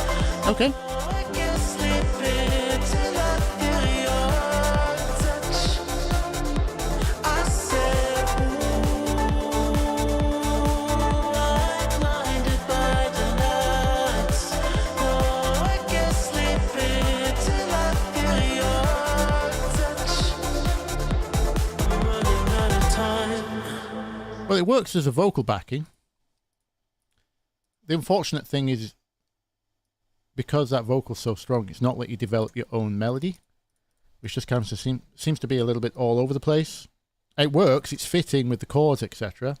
It doesn't have its own identity, though. I'd like to hear some kind of I'm running out of time. develop some hook that will run over all those I chords. can see the sun light up the sky. So I hit the road and overdrive. Obviously, it's heavily arped because trance is a lot of arps. I can't see clearly. Oh, the city's cold and empty. No, I think you could do something with that first. We've got that running in the main lead synth. to let you know, I can never say I'm blinded by. I'd like to see that run throughout. I said, I'm blinded by the lights. Oh, I can't sleep till I feel your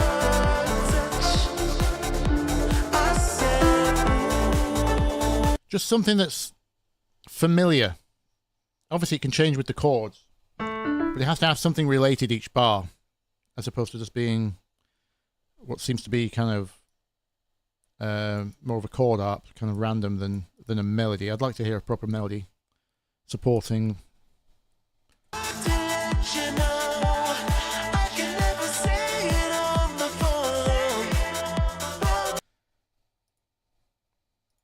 Why does the weekend suck? The weekend doesn't suck. Weekend was one of the first people to give away his music for free as well. Back when people were asking, how does free work? Long before streaming as well. That's not an easy feat when you're part of the music industry. Trust me. All the major label wants to know is how will that make money? And giving it away for free doesn't usually equal money. But it did for him.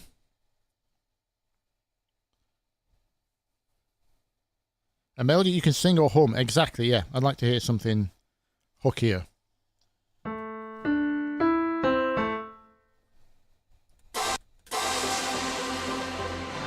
Right, what have we got here? Next is Carlo. Roast me, please. I can take it, says Carlo. You sent me 3 tracks. 2 of which look like remixes. TLC, No Scrubs yet. Rihanna, Diamonds. And then this one called The Right Now. So I've taken that one.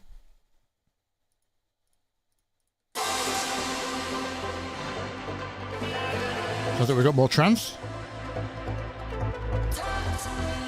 Oh, is that... Oh. Okay. Is that Eurythmics? Here Comes the Rain Again. Yeah, that's Eurythmics, isn't it?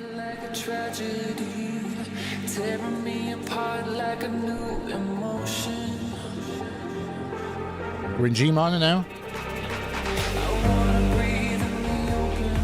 Another 1674, I think. Oh, 1671.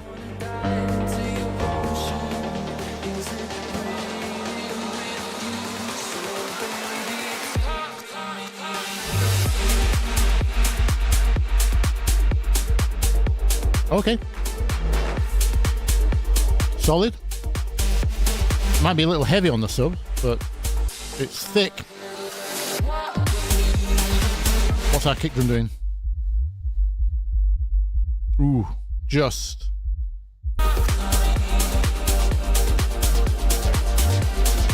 Let's hear that drop again.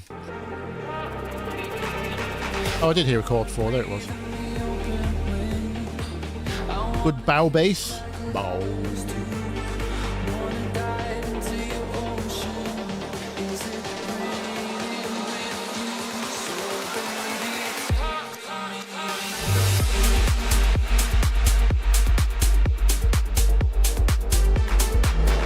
Nice groove. I'd like a bigger kick. That sub's dominating. But the groove's still there.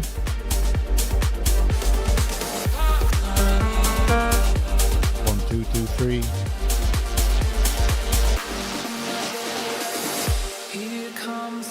Obviously the vocal's doing a lot of legwork because, well, it's Eurythmics.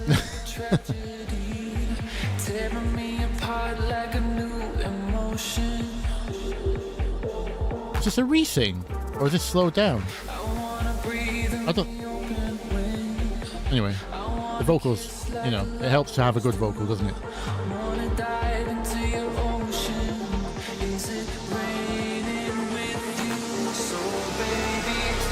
Yeah, I thought it was a re-sing. Too much sub on your rig? Yeah, I thought it might be. I'm on headphones right now, so you don't get leakage through the microphone. I need to check on my proper speakers. But it sounded like it was too heavy, compared to the kick at least. Listen to how Eli Brown gets away with that much bottom end. The kick has to match the sub. And even then, sometimes it's too much in the club. But then again, maybe this track isn't supposed to be for the club. Oh, I like that chord change.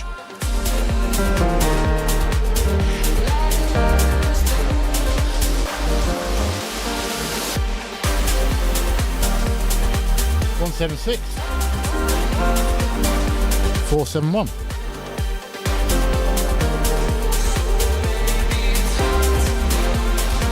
I like that. Nice. I like it. Some nice harps in there. On the one.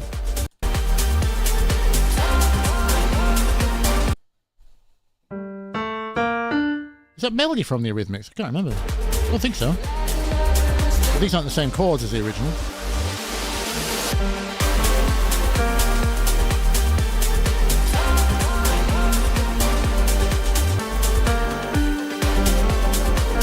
Yeah, I like the top melody as well. That's a nicely put together track. Remix. Sub just a little bit too dominant compared to the kick. But given how chill the track is, it doesn't need a huge sounding kick. It just needs to be a deeper kick. If that makes sense. But yeah, sounding tidy like that.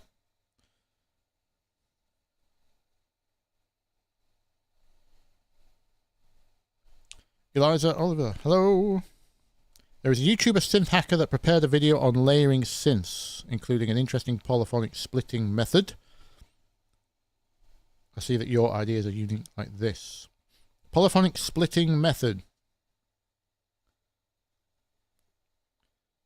Are you talking in like a counter melody thing? Or counterpoint? Excuse me, I'm just having some water. If you hear any strange noises, it's not ASMR.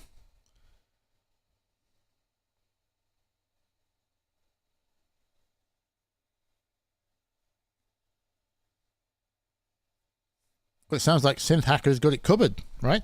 Do I need to cover that? The kick got better on the last drop for sure. Yeah, that's because the bass started moving. You'll notice that.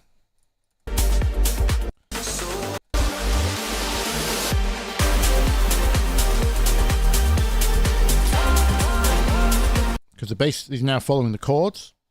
So at some point you have to move out of the way of the kick, right? Because the kick is fixed in frequency. And when the bass doesn't move, like it does, like the first drop, which is just on the one, unfortunately the kick frequency and the bass are just too similar.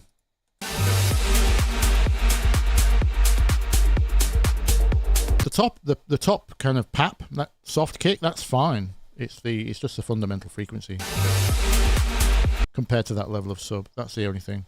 And yes, it improves on the last drop because the bass now moves.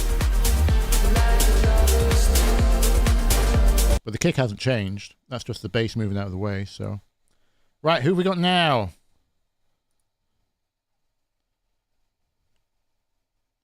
I'll look up the Synth Hacker video, Eliza.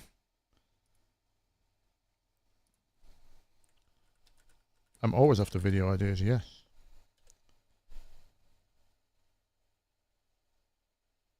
Oh, I've seen the guy. Yep, yep.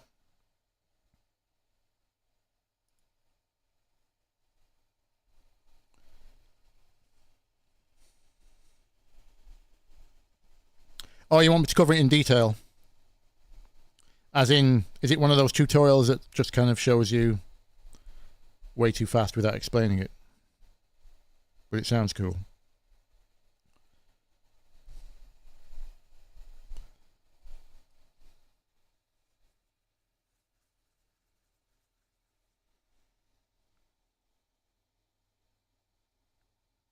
Kickstart. Oh, sorry, kickstart. Sorry, I misread that. Kickstart on the bass would get you room. That would go some way to. It's already sidechain though. That's why I think it's a frequency problem, not just a sidechain problem. Yeah, I can hear it ducking. It's probably not ducking enough, but yeah, dynamic EQ might be a better option. Because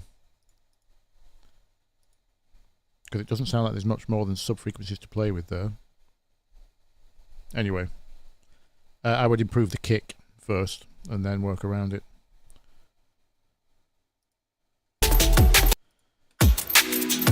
Okay, Sean has sent drum and bass, has he? Okay, let's look at this. Always down for a bit of D&B. But well done, Carlo. Yep. Work in progress. Getting Closer by Sean here. He's only worked on it for 2 days. Still learning the ropes on the whole production game. But I am making it easier for him. Great, thank you. Great to hear. You are welcome.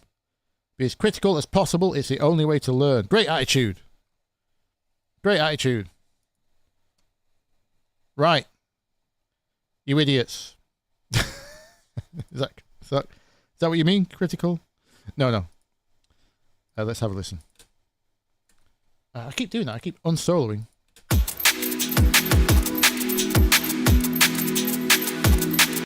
We're starting in a major 7. What's that? Major 9th even. E major 9. Is this going to be liquid? That's a very liquid chord. Liquid drum and bass. Oh. What's the vocal doing? So the vocal's in E minor.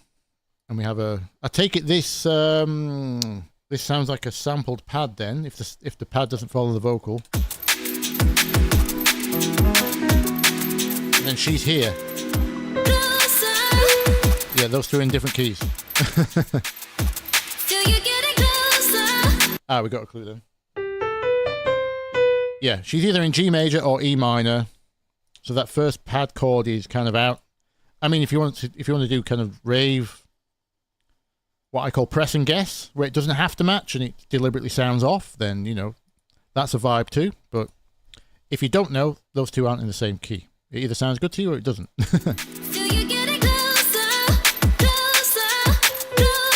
Yeah.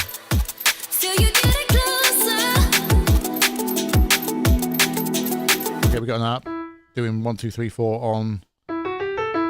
Yeah, that's E minor as well. So far the pad is the odd one out on the major chord. 1, 2, 3, 4. 1, 2, 3, 4. Yeah.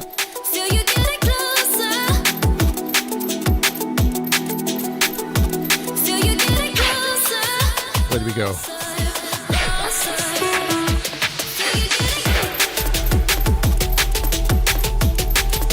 Oof, that's deep.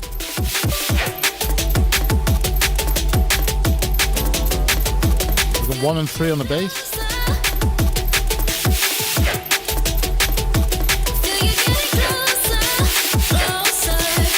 Oof.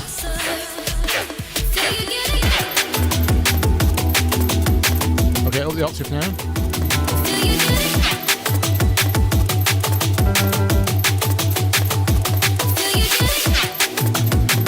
Oh.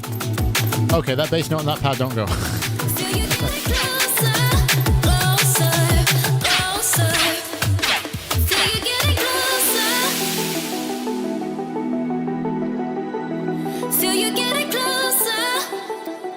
I'd like to hear some change up on the vocal. Okay, you chopped it off there. That kind of thing, yeah, more of that. If you've only got the one vocal line, either don't use it as much or chop it more.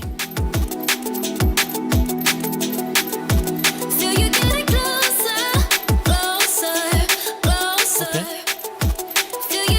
Is this a drop? We have no bass. Or is this a build? If you're going to build, I would take the bottom end off the kick. Okay, the bass is back. But in the higher octave, I would go back to the lowest octave now. This is your last drop, right? This is very high frequencies.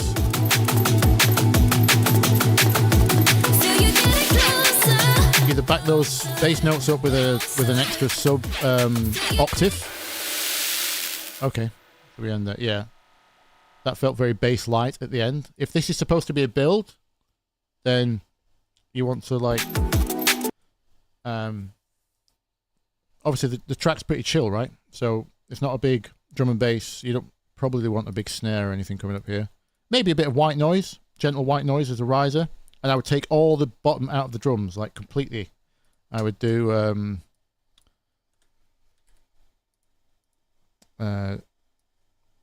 you could have this completely thin.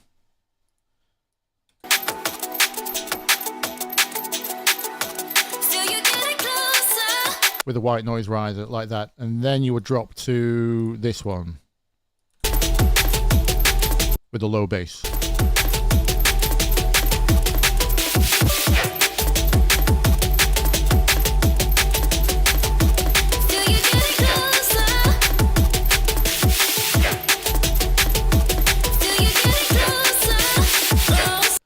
Now, because it's D&B, you've got quite a high kick and low sub. I might choose to take some attack off that bass so it doesn't sound like a kick drum. It's sounding very pulsy. I'd prefer it to go a bit more whoop, whoop, whoop, whoop, whoop, whoop. So it's got a softer attack, more of a whoop whoop than a bap bap, if that makes sense. And that would help the gentleness of the rhythm. Right now it sounds like you've got just lots of kick drums going do do do do do do do do. If that's the groove you're after, fine. But if you don't, if you were wondering why you groove, because the sub is dominating the kick, because your kick is quite high, as in not high in volume, high in pitch, which is normal for drum and bass. But I would soften off the attack of that sub if you have control over it. I don't know if it's a sample or a synth. It sounds like it could be a synth, because when it went up the octave, it didn't get too low in quality. So it sounds like it's a synth. I would slow the attack on the synth, either on the filter envelope or on the volume envelope of the synth, so it's more of a wub wub. And that pad, that pad's got to go. I'd swap it for if you swap this chord for this chord, that's now in key. In fact, let me show you the chord.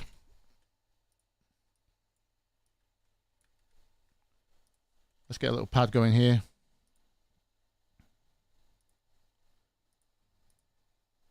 If you don't know how to make a pad, by the way, take a saw wave, add loads of voices, and then put a filter on. Done. There you go. myfirstpad.com. I'm just going to some delay reverb for vibes. Lots of reverb time. So that's what it was. We want it to be this.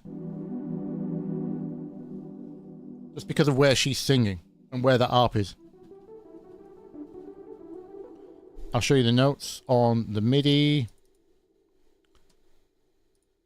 Take the scale off. So currently the pad is playing E major 9th it is. It's this chord. Let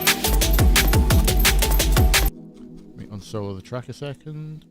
Actually, I'll just put it over here. That's what we've got.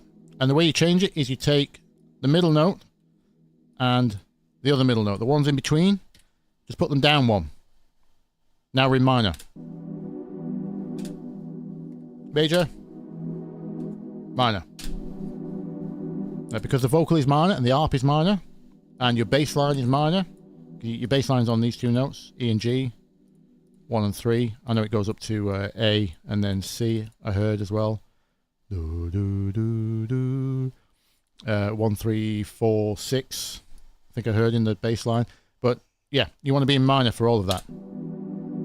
If you just want to stab a chord like that for, obviously the vibe's right, it's nice and chill, sounds good.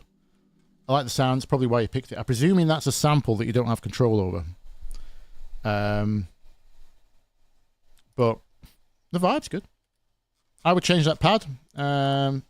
Change the arrangement so you have a proper build here and you drop to that first low bass. Release it, put it up. Nicely done, Sean. Sorry I can't roast you any harder than that. It's not bad, that.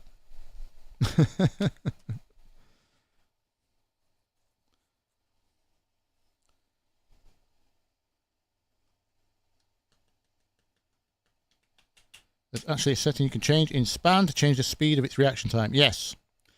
Oh yeah, for those of you wondering,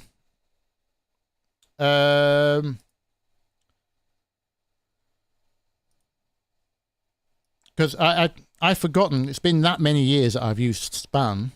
I forgot how to change the settings from the default. Obviously, I have it on this Illuminous green color. The reason I did it is it reminded me of the very early Ozones. It used to look Illuminous green. I kind of liked that color scheme. Anyway, the default setting has some slope on there. I changed the slope back to 0. I think it defaults to, is it 4.5? Let's just put some stuff on.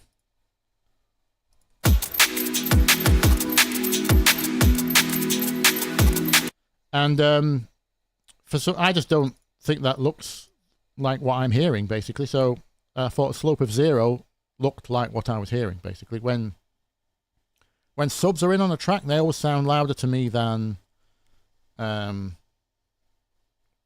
tops.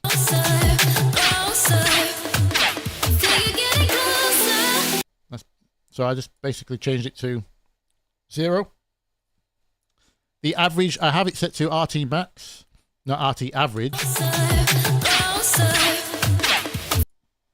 Real time max. Average looks like this. I can't remember what it defaults to, but I have it on real time, so it's peaking. The other thing is 300 milliseconds response.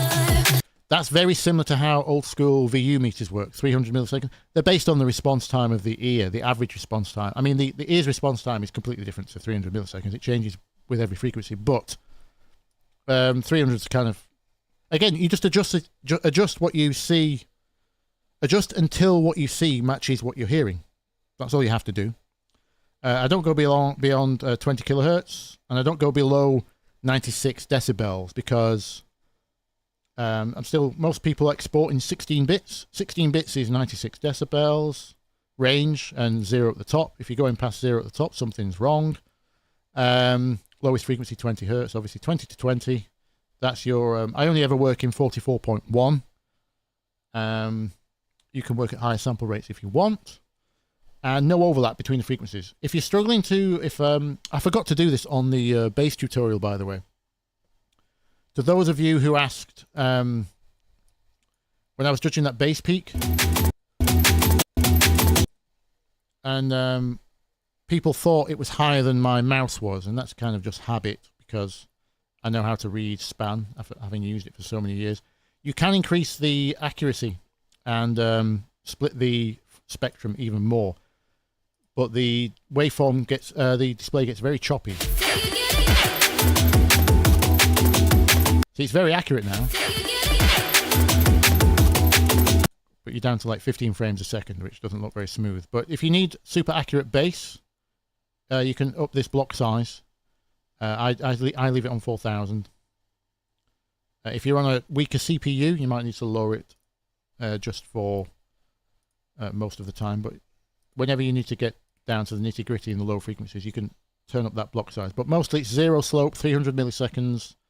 0 to 96 decibels and 20 to 20k. Hope that makes sense. To submit tracks, just send them to bthelick@gmail.com. Don't know when we'll get round to another one, unless we make that the monthly live thing. Could you transpose a sample? Great question, Shane. Right, so the problem is the chord is a 9th, right? Did I delete it? Oh, I've deleted it. Let me redraw that chord.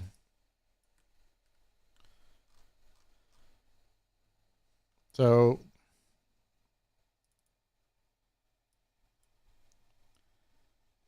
E, G sharp, B, D sharp, and then F sharp. Can we get that into E minor somehow? Yes, you can go up 3.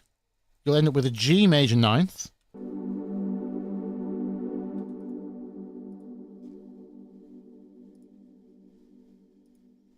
you could put your own E back in there. That'll leave you with an E minor 11th. So if you transpose up 3, it will technically be in key, but it won't be on the right root note. So you could add in your own root note at the back in, or actually I could show you a trick. If you're not confident in making a quick pad to add your E back in, you could always just duplicate the sample. Let me turn this into audio. Freeze, freeze, freeze.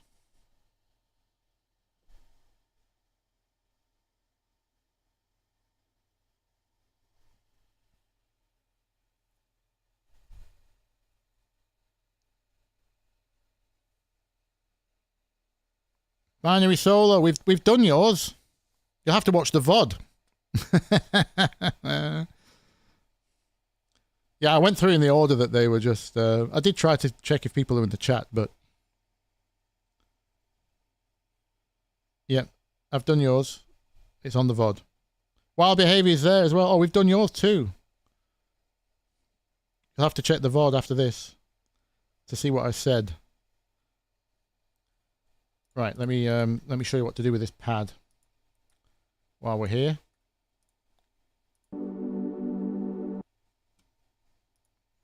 Whoops. That's the already transposed one, isn't it? So let me go down 3. So this is the pad from the track. So what you can do, I mean, what software are we talking about that can change major to minor? Are you talking about Melodyne?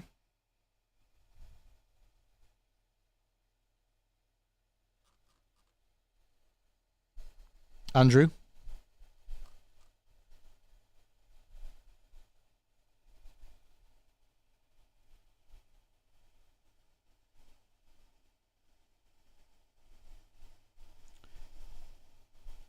Oh, is it the repitch by... Yes, it's the people behind some of the ozone algorithms, isn't it? What are they called?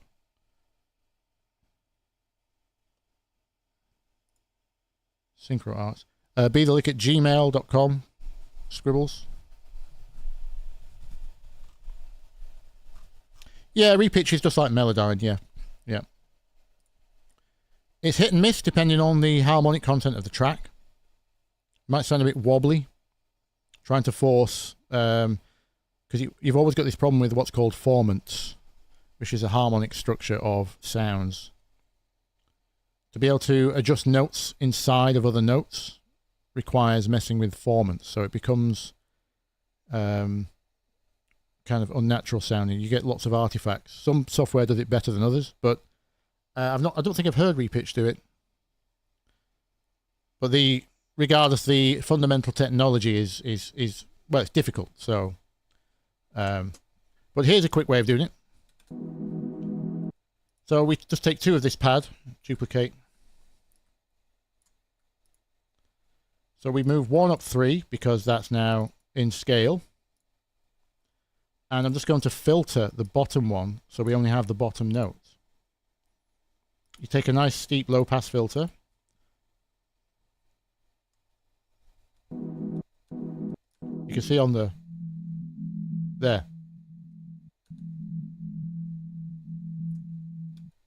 Don't know why I've got 2 here. You can take that and then add it back. Now we've got an E minor 11. So one of them goes up 3, one of them gets filtered in its original pitch. So you're just left with the root note. Because the E was correct, it's just the rest of the notes weren't. Hope that makes sense. Let me unfreeze. But yeah, track's a vibe. Not bad. What's Jack brought us? Ashling Groove. Let me find your email, Jack. This is kind of why I had to do it in order.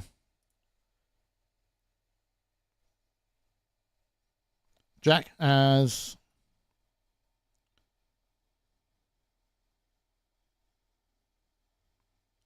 a bit skeptical it can do that in an artifact-less way. Yes, most can't, to be honest. So that's a cleaner way of doing it.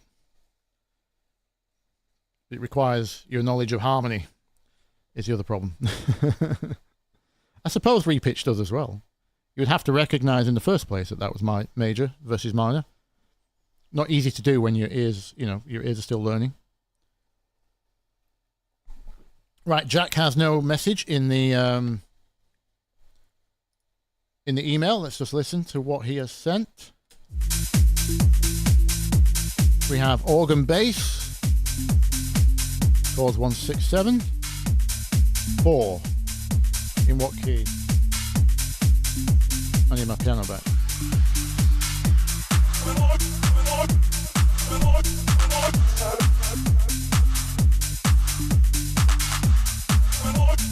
The reverb on that clap's a bit late.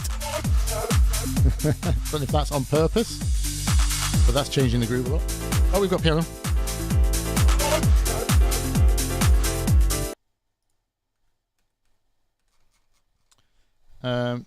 Sorry, let me go back. Get the key. A minor. Love to see it.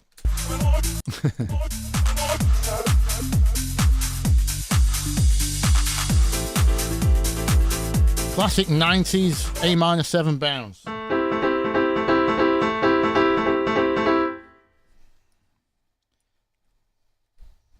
Well, any of you wondering what those notes are?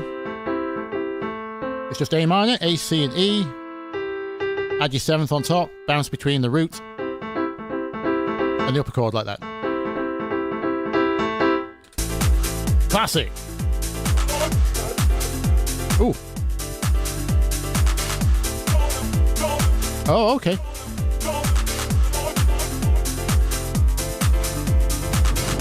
So we got voice leading as well. Instead of going down to the 6th chord like let me draw these in so they're static on screen. So here's, oops, let me get rid of this scale because this is not our scale. This is chord 1. Chord 2 is basically this one, F.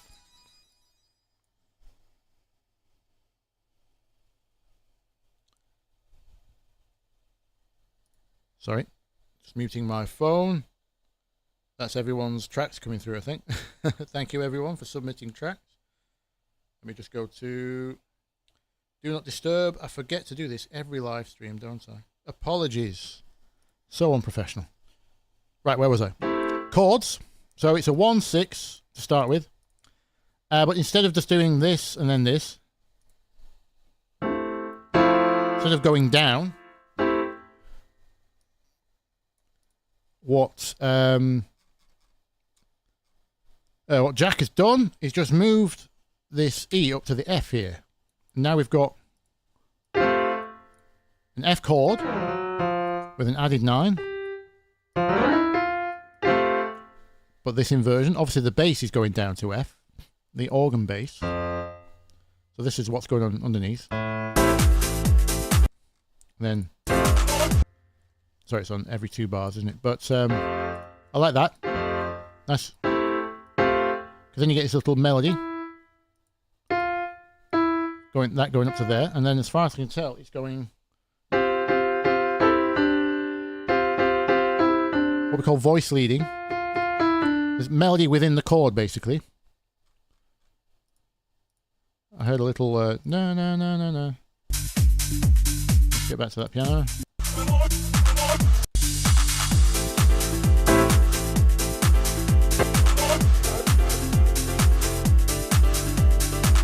Yeah. And that leaves us on a suspended chord.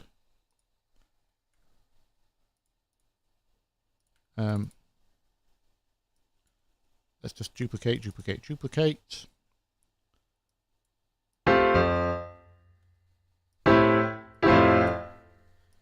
if this is chord 1, This is chord 2. But this F comes down here to this.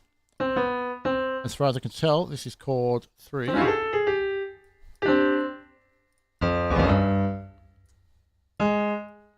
Whoops. That leaves us what we call as a suspended. And the reason it's called that, which I went over earlier. So chord 3, the third chord is a chord 7 because it's on 7th degree of the scale. This is normally chord 7, made up of GBD. As you can see, we don't have GBD, we have G, D, C. So the major bit of this chord is suspended. Wants to resolve. It's suspended until it resolves. But you don't have to resolve it if you want to keep the tension. Very common in dance music. Obviously, you can see the common tones. That allows throughout all of the chords. Whoops.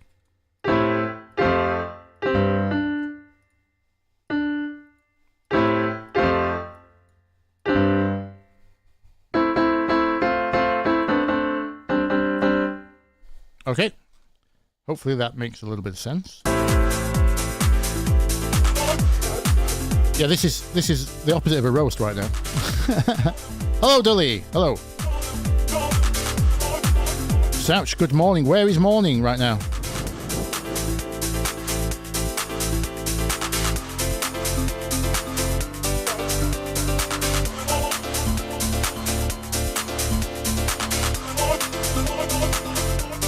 Ooh, okay, we got a long one. It's a long one. That's what she said. We got to chord 4.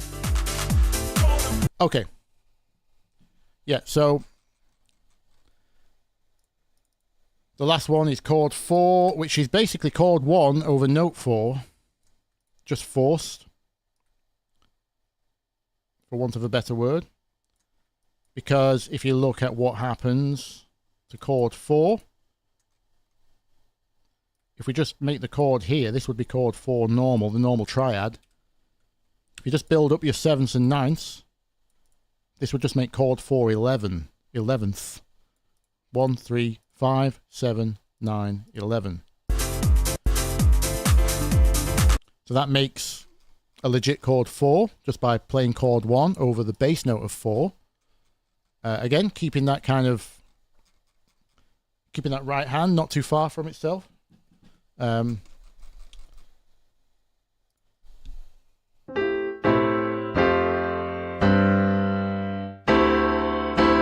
That's chord 1 over bass note 4.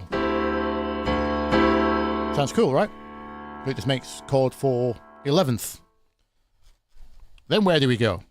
This is an 8-bar, this is a 16-bar chord progression, this has gone off on one. Sorry, I don't want to hear me, I want to hear...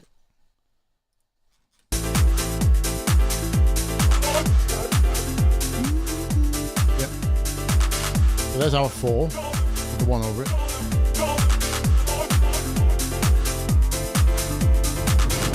Oh, okay. Okay, all the 90s tricks are in here now. All the 90s tricks are in here. So, yeah, it goes down to that chord 4 with the 1 over it. Then we're back to chord 6, the F.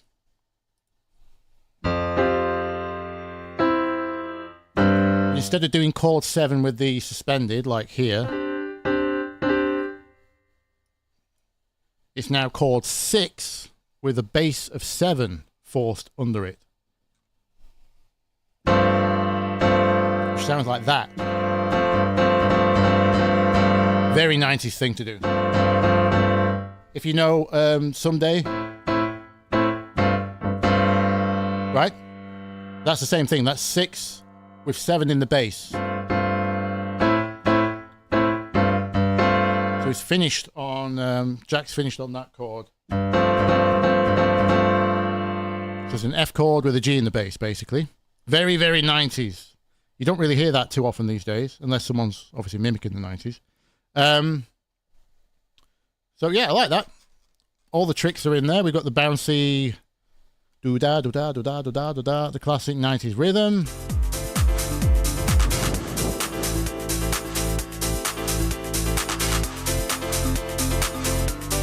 Something's going on stereo though. Let me just check in mono.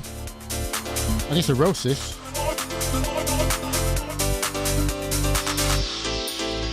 Yeah, it dies a bit in mono. Lots of pianos do.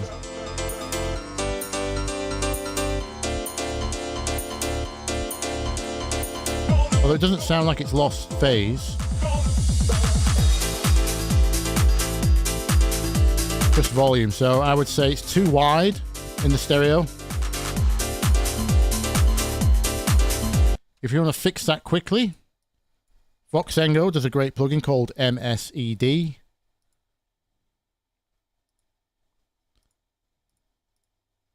Plugins, MSED. So basically it just gives you control over the mono channel and the side channel. So to fix that, you could just turn up the mono, turn down the sides. This would be on the piano only, obviously.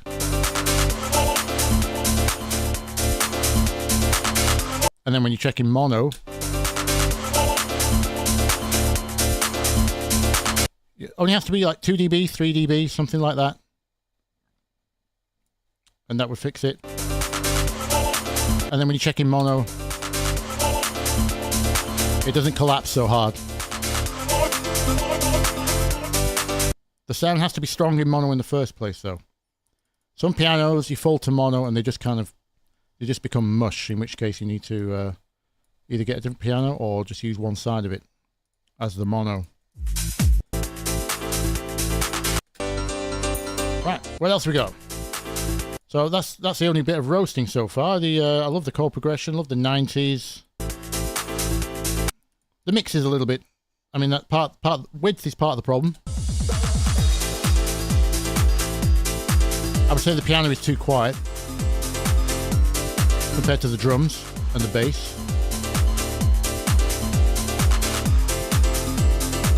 But it is leaving room for a vocal. If you want a bigger vocal on this at some point.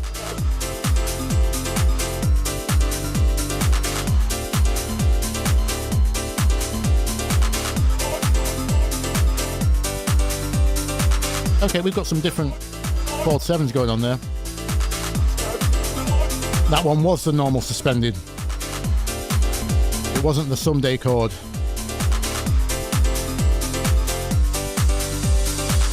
Okay, yep. Swapping it up, keeping it interesting.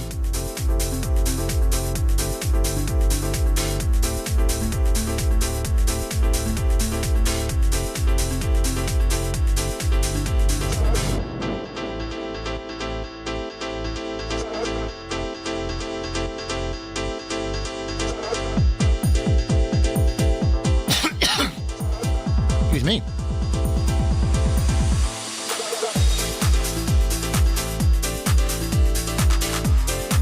Oh wow. Lots of swapping up. Lots of crunchy chords.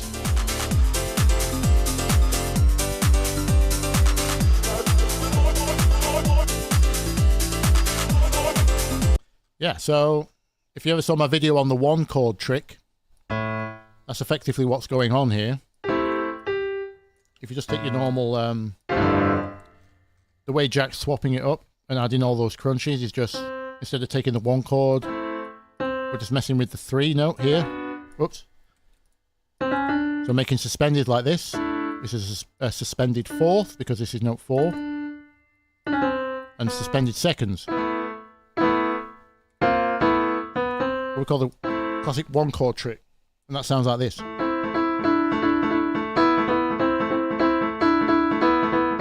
So,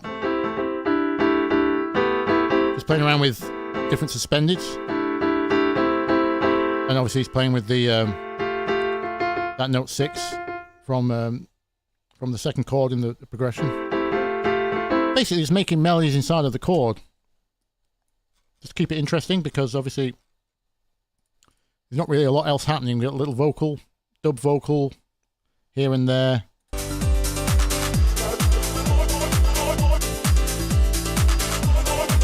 So the way I would add a high string. I always keep a high. If I just type high into my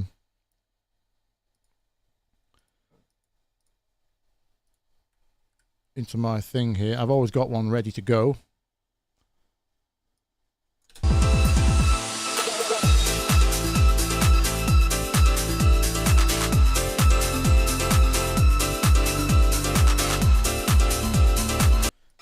Could be on that. That's on an E. Oh, that's not one.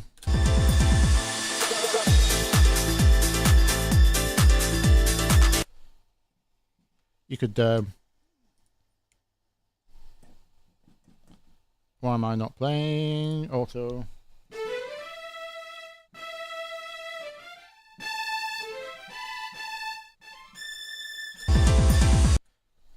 You could do a little run up as well.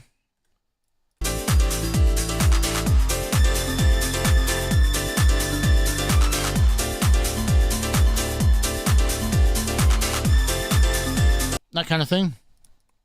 Something to add. I know you've added interest, Jack, with the changing up the chord melody and things, but it's probably not quite enough just to do that if there's no other extra elements in the track. If you think about how the average listener will hear this, they're not really going to be hearing the subtleties of the piano melody that you're changing, because the rhythm doesn't change, the bass doesn't change, the drums don't change. So they're just going to be hearing the fact that it's still piano. And I think people are going to expect more for the second drop. So I would add something like a string. You could go with an ARP. You could even just layer the piano with a string patch.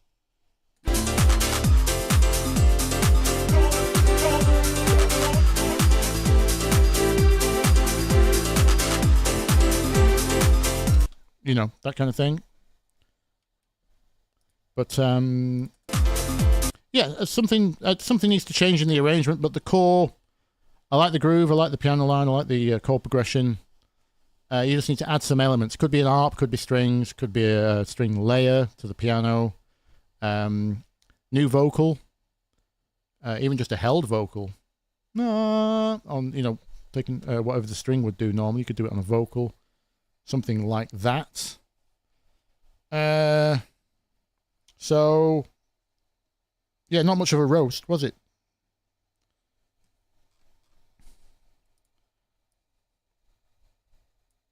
Get good, Jack. There you go. Phil, right. Is Phil still in chat?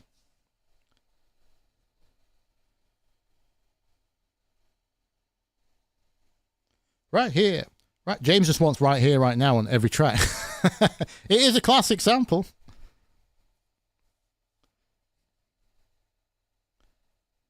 Hands in the air. Yes, it is, yeah. Needs more cowbell. Always more cowbell.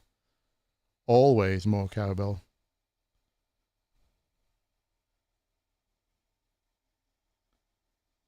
By the way, if you want the best cowbell Christopher Walken remix, it was by a band called Death Rattle Shake, if I remember rightly.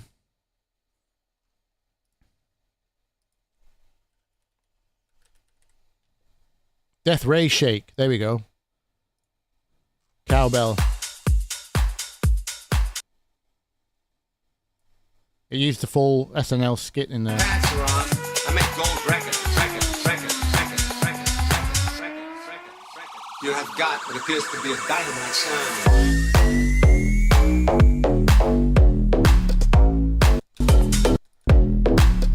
There it is, cowbell. Cowbell.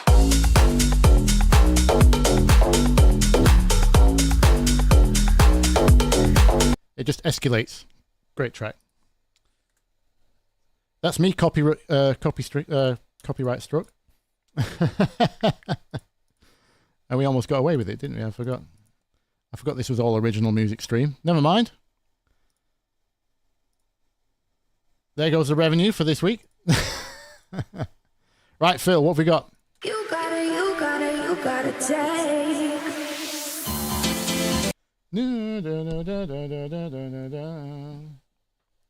So you're starting on chord 4. Okay, let's see where this goes. The according to the vocal anyway. I heard, yeah, da da da, 1 5 7 4. You gotta take. So that's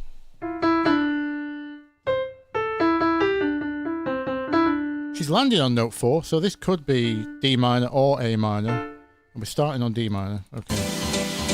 Oh, what chord's that?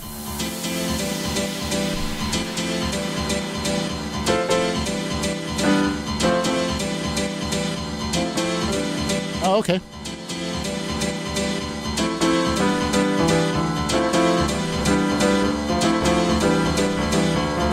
So we're D minor, and that's chords 1 and, well, no, it's going to be D Dorian, because that's chords 1 and 2. Whoops, let me mute my MIDI up here.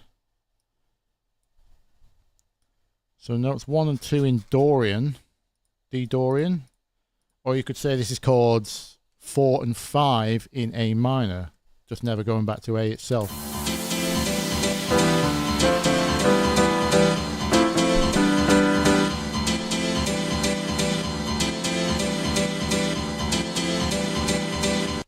I'll show you the notes, so we're all on board. I'll show you something. Hit record.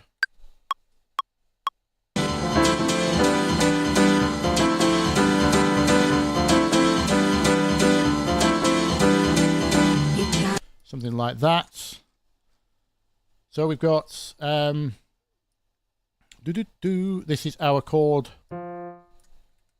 Let's extend this out. You can see all the notes at once.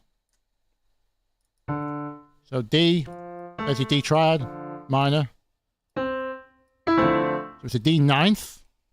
1 3 5 7 9. And then this is why I said Dorian, not minor, because B natural is not in D minor. This would be chord 2 in D minor. Listen to how rubbish this would sound. So that's why we say don't use chord 2 in minor, kids. People will be gurning if they're on ecstasy. Like, what the hell was that? Is that half diminished? People on ecstasy will be thinking. Half diminished? Ugh. Get me out of there. Get me out of there. No, so we're using natural chord 2, which is part of Dorian. If you remember from earlier, Dorian is just like minor, but note 6 is sharpened. So that lets us do a proper chord 2. Did you know this, Phil? Did you know this?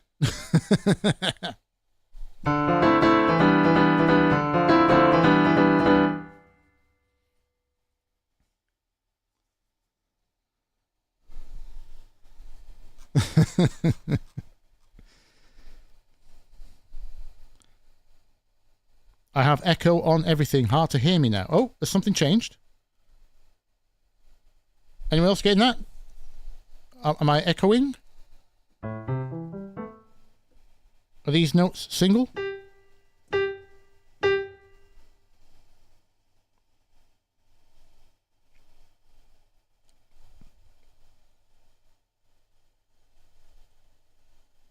All good? All right, maybe try refreshing the stream. If you're getting echo, apparently people, my sound settings look fine. Yeah, 1 2 1 2. Yeah, I'm not seeing any residuals. Just let me check my speakers haven't been turned up. Nope, nope. It looks like it might be at your end. Whoever said they were getting echo. All right, no worries, James. All good. All good. All good. Don't you worry about it. Yeah, so D minor Dorian, swapping between chords 1 and 2. Where's Phil going to take this now? This piano also sounds like it might be a bit wide. Have a look.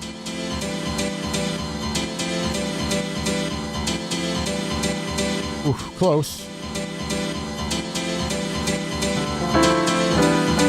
Whoops.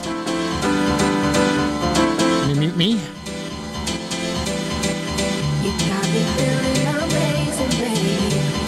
Ah.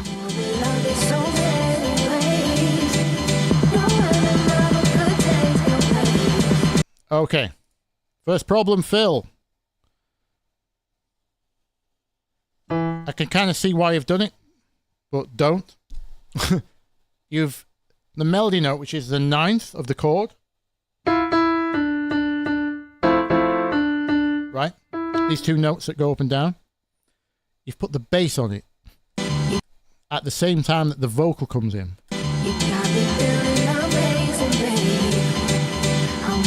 Big no-no. Basses don't play melodies. That sounds really muddy. You want the bass to be just doing...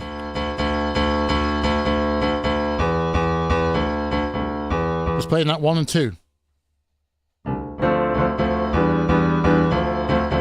you're going to introduce the bass, follow the chords.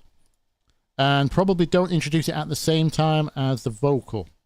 Because people need one thing to listen to.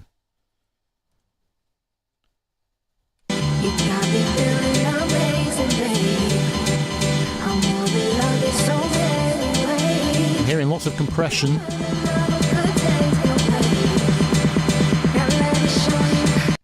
Also, that snare drum, it's got like a real, it's something down there. It's like a, it sounds like it's on the same note as the bass. I would roll all the bottom end off that snare. Very thick. It's getting right in the way.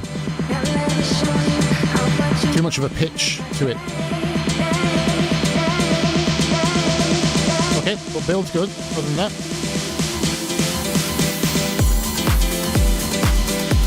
Oh, where's your bass? Where's your drop gone? Where's your drop gone, Phil? That's a great drum fill as well. And then no bass. Why wouldn't you put the bass in there? I'm going to have to put one in now to play along. Let me just show you how that drops when you actually put the bass in. That didn't drop because there's no... I know the kick drum comes in for low end, but you need the bass. Let me grab Vital. Did anyone else hear that not dropping?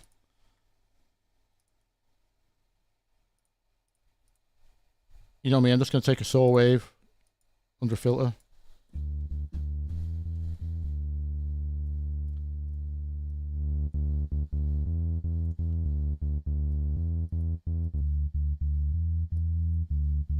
Let's add a little spike to it.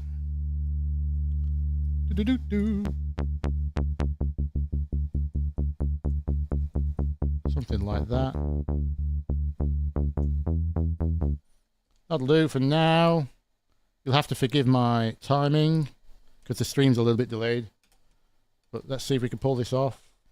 Let's see if we can fix Phil's drop.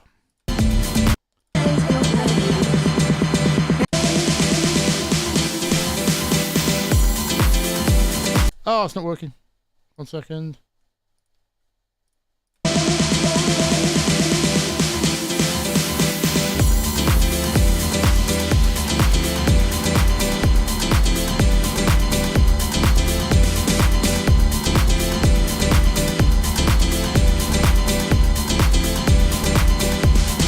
I've just realised you've kept the lowest note of the piano on the D, haven't you? You haven't moved with the chord, so the bass actually sounds better just staying on the 1.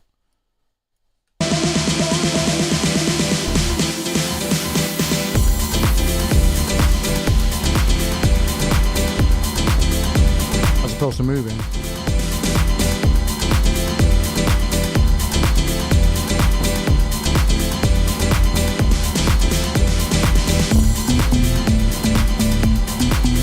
Ah. There's your bass. And it's an organ. It's a very low organ. You need to watch my video on the mistakes you're making with organ bass.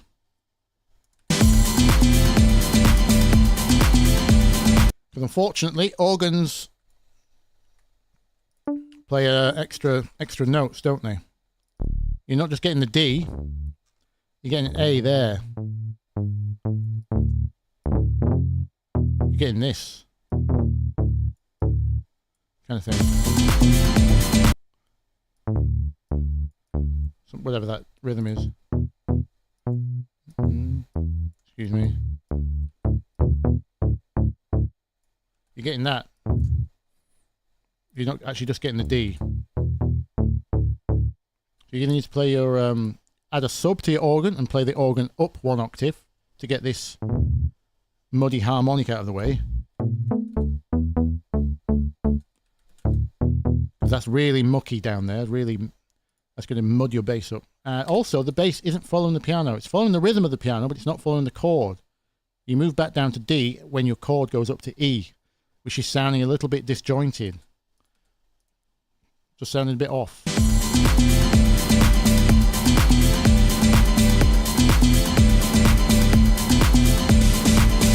And that mucky harmonic from the organ bass is stopping your kick from poking through as well. It's really fighting for space down there. So put the organ up 1 octave, add a sub bass, just doing the actual D note, and make sure it follows the piano chord. Oh, what was this? Okay.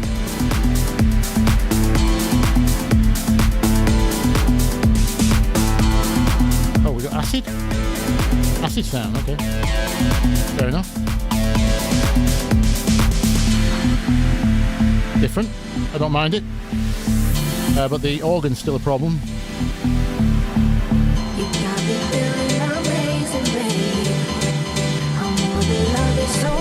There's your bass trying to play the melody again. This isn't jazz, Phil. This isn't jazz. Basses don't play melodies.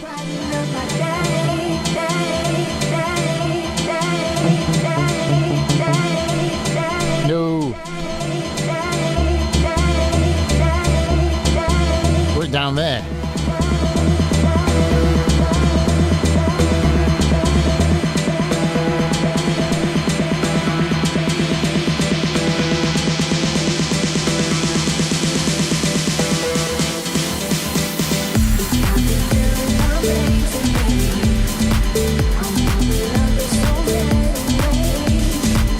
Okay, at least you dropped with the bass that time.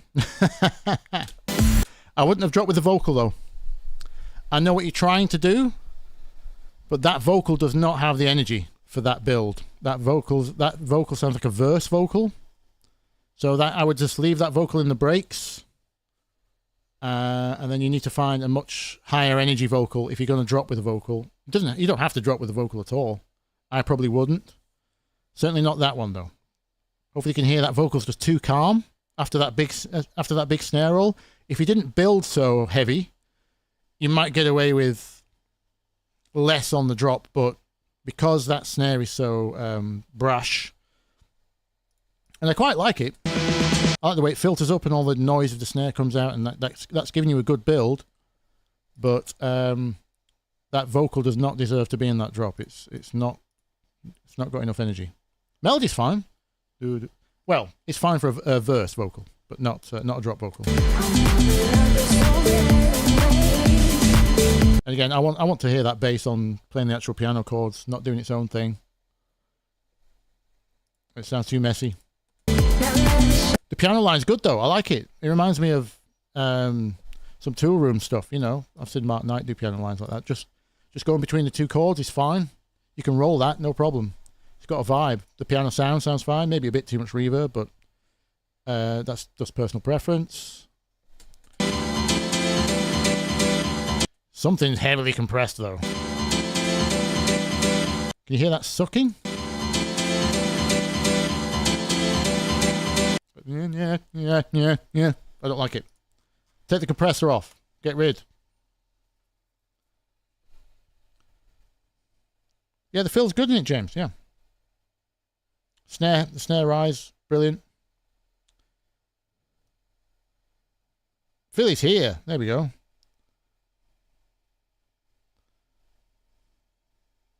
Phil, you need to sort your organ out.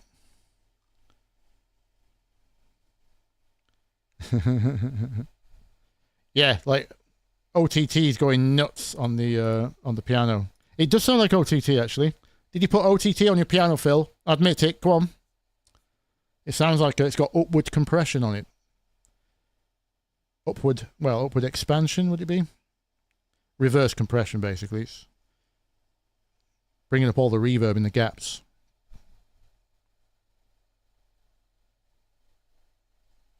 It sounds like a reverb sidechain. I mean, that's the effect it would have. Yeah. It's upward compression, I think. Yeah. Get rid. Stop it. Or just turn the upward compression off and turn the mix right down on OTT, like to like 10%, 15% tops. But make sure there's no upward compression happening. Way too messy. IMO. Or if you don't understand what my philosophy with compression is, like everyone understands an EQ, right? And you don't have to know the maths that goes into an EQ. Like, there's lots of, if you don't know trigonometry, by the way, you're in for a shock if you ever see the code for an EQ. It's actually very complicated. But the phase relays that an EQ goes through, you don't have to know anything about those. You just know if you put a bump in the middle frequencies go up. You gotta take. Right? That's really easy. We turn the top end up, it gets brighter. You gotta. We turn the low end up, it gets bassier. You gotta. Not the best part. You got me feeling amazing. EQs are really easy to know what's going on. Compressor, if you don't understand the compressor,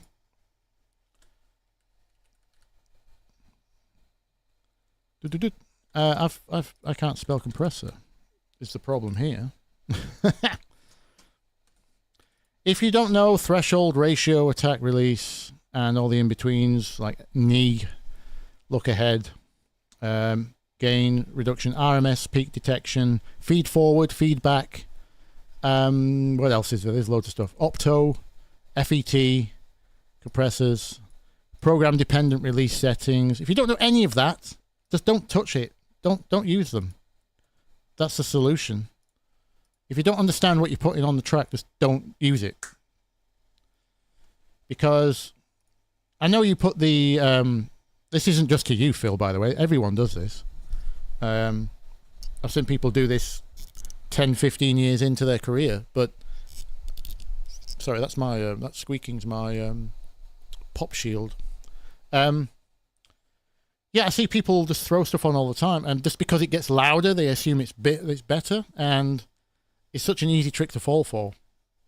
And usually, if you don't know what it's doing, it's probably doing too much damage. If you don't understand it, just don't use it. That's the. I know you're going for aesthetics, and you thought it sounded better, so you're just reaching for whatever sounds better. But no, if you don't actually understand what you just did, I would leave it alone. Especially compression. That's definitely my advice for compression. Just don't use any. You just don't need to. I don't use any compression. Unless it's a vocal that's like really jumping out of you. It's like going... That kind of dynamic. That needs squashing, right? You need to put a compressor on a vocal that's in and out of the track. If you could only hear certain words, either jump on the volume automation or add a compressor or both. So the lyrics are clear, that kind of thing. That's when I would add compression, but I don't add compression to most things as a rule. Never needed to. Just get the sounds right. You're using an M1 piano. How far wrong can you go? It sounds great. And if the other cardinal sin is adding compression after reverb, that's just going to create a whole mess because you're trying to compress the reverb tails after the piano's finished. Which is always going to be, you're just going to have no space in the track. It's going to sound like mush. You're going to lose your groove. Yeah, just compression, don't. That's the second compression rant on the live stream in a row now. I'll keep it short though. But yeah, other than that, Phil, I like the vibe. Sort that bass out, that organ, put it up the octave, add a sub bass. Don't try and let the bass play the melody in the build. And make the bass play the same as the chord movement, not what it's doing right now. Let it go D to E. Do, do, do, do, do, do. Sorry, I was singing the harmonic, wasn't I? I was singing the organ part. No, that's all you need to do. Let the bass do that, and that'll sort a lot of that low end problem out as well. And don't forget to sidechain the sub off the kick as per my bass processing tutorial thing I did a couple of weeks ago. Don't OTT everything, Eliza. Yep, exactly.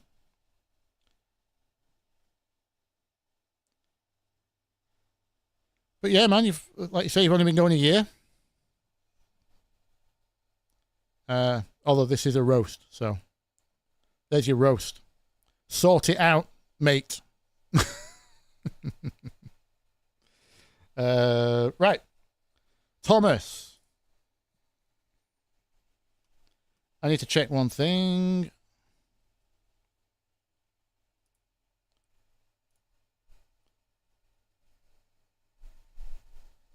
Yeah, we've been going for 2:47, 2 hours 47.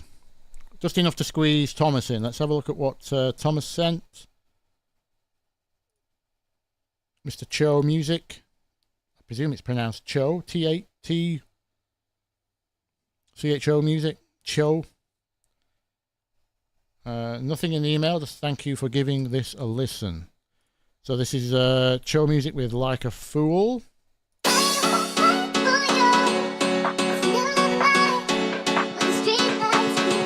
Okay, I recognise that rhythm. I think someone did a tutorial with that piano line, didn't they?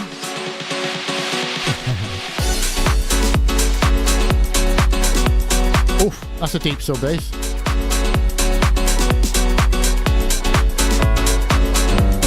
We're in F sharp. That sounds like a 4-1-6-7, right? Yeah.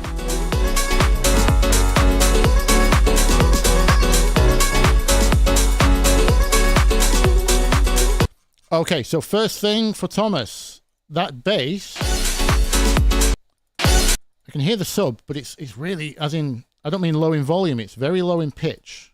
I bet that's real. Is that like down in the 25 hertz? I think that's a low B, because it's chord 4. Oh my god, yeah. You're down near 30 hertz. So that B needs to go up an octave, or else you can't hear it. Most speakers won't reproduce that. It might sound incredible in a club, I don't know. But it's really low.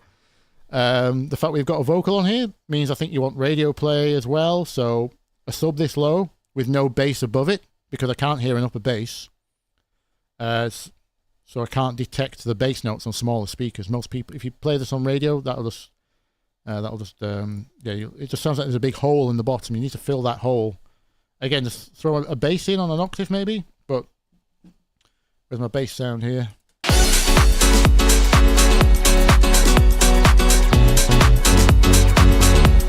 That octave.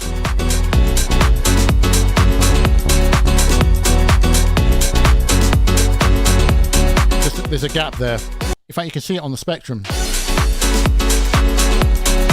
See that big gap where there's no spikes. And then if I play bass,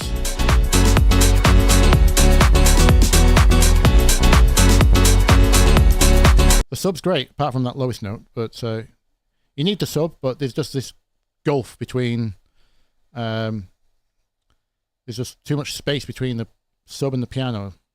They don't kind of gel because of that. You need that bridge. So add a bass, or put the sub up the octave, or something like that. Back to the piano chords. So a little bit like what Jack was doing. I think people have been watching my tutorials.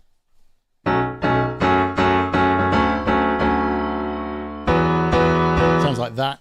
So it's just hold chord 1, while the bass plays 4-1-6. The top hand's not changing. So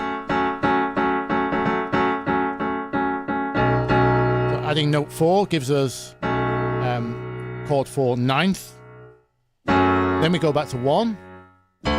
Putting the bass on 6 while the right hand still plays chord 1 gives us chord 6 major 7.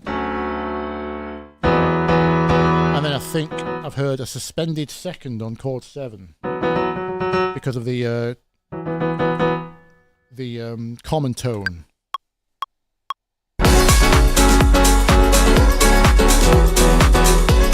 Let me just type that in. Type. Just so you can see the notes. If you want to know what's going on here. So here's our note 4, 1, 6, and 7. Chord 1 all the way.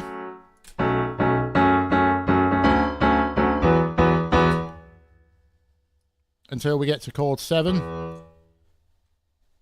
Which, this would be normally chord 7. We're in F sharp minor, by the way.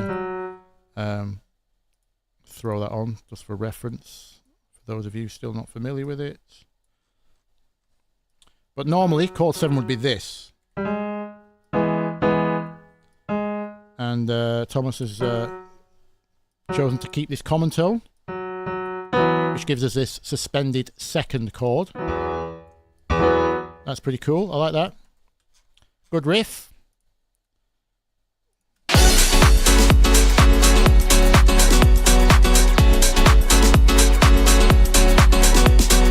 Is it the same progression as mine? It's close, but it's not the same, no. It's close.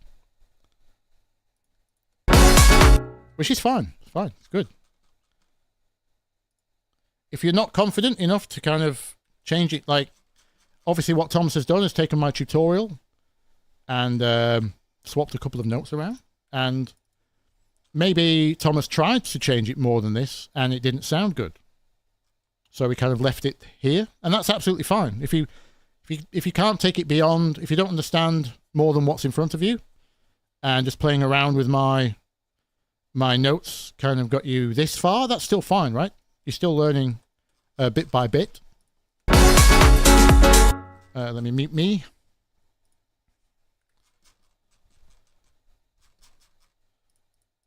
It's the same as referencing for a mix. Like all the first references I ever did sounded, I tried to get to, you know, I just completely ripped off the bass lines and pianos and drums of other tracks. Or tried to make them sound the same so I could learn why they sounded like that. That's how you learn fastest, when you've got a good reference, right? So we got a kind of dub vocals that sounds like Staying Alive by the Bee Gees. No, it's not.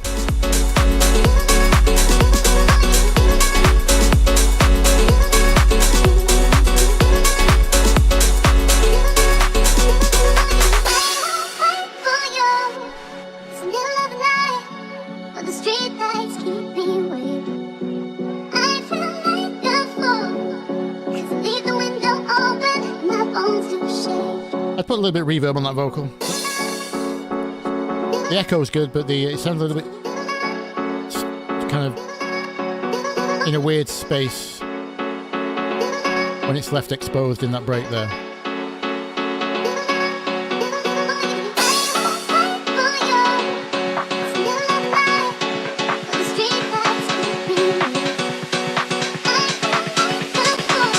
Probably be able to hone in that a little bit. Like that.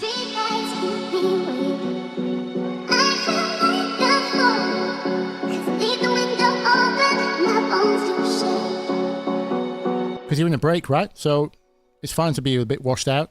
You want that kind of atmosphere change. You could always go back to dry for the drop. That's it. That's a common trick. Go from wet to dry.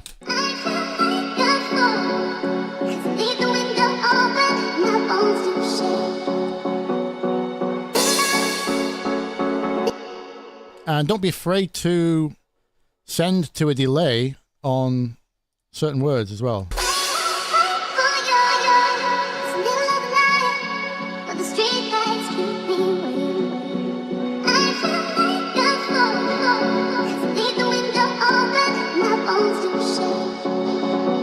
That kind of thing. Yeah, I'd wetten that vocal in the break. I like this chopping effect. If you don't know how to do that chopping effect, by the way, the tremolo plugin inside of the Melder free bundle. If you just turn this step sequencer up, make sure it's synced to your tempo.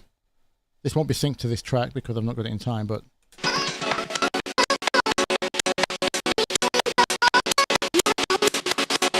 you can do it nice and quickly with that plugin, but just by turning up the step sequencer dial. M Tremolo by Melder. It's part of a free bundle.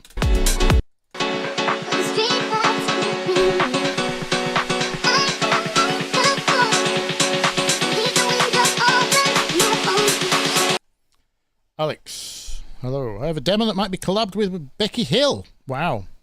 I worked with Becky Hill the other month. Not directly. I was on the same track as one of hers. Well, she wrote on it. She didn't sing the final vocal. But yeah, the only reason she didn't sing on it was because apparently the 5 figures wasn't enough. So that means Becky Hill wanted at least, yeah, a lot of money, tens of thousands. Email it over. We'll get to it next time. We're out of time for this one. Bthelick@gmail.com. Hi, Lars. How long did I recreate other tracks for before I got a solid understanding? Oh, God.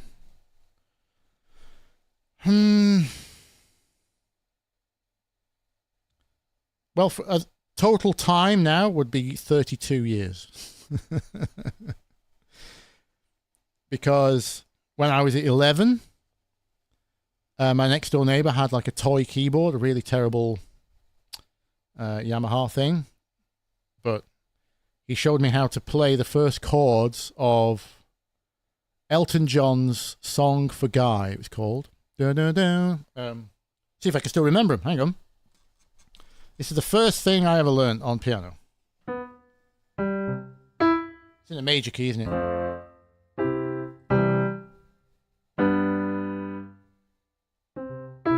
Yeah, I think it's...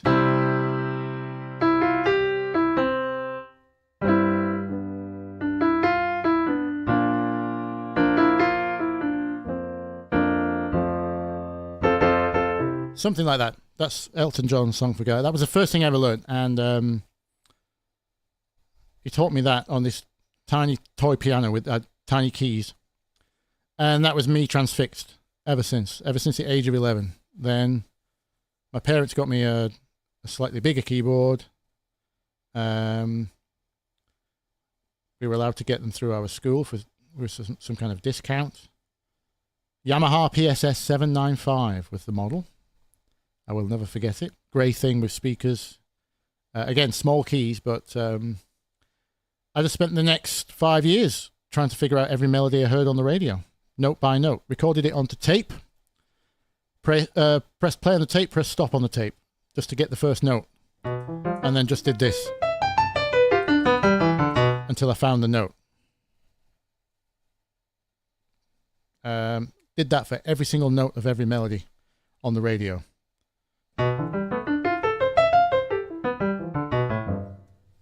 Just like that. Until I found the note. Took ages. And then over time you just get better and better and better and better. That's how I got my pitch.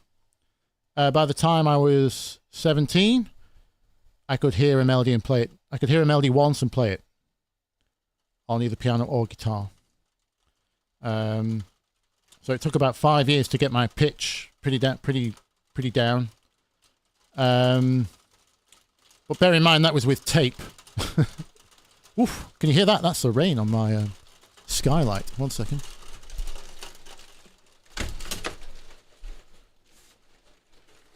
Oof, the heavens just opened. And then in terms of sound, again, yeah, it just takes years. Copying, like, my first kind of baptism of fire was trying to copy guitar tones because I was a rock guy. I was trying to make my guitar sound like Metallica and Nirvana and those guys. And you just have to spend a long time. Long time. Reference. It took me a long time to get into referencing, though. as in like really regular referencing. So I think I could have developed a lot faster if I knew what I know now, which is, wow, that's heavy rain. Where are you, DMYG? Arizona? That's really heavy rain. This is a dynamic mic. That shouldn't, there's not a lot to pick up. I've got a fan blowing on me, and you can't hear the fan on the mic. Oh, Los Angeles. Really dry, yeah. I've been to LA a couple of times.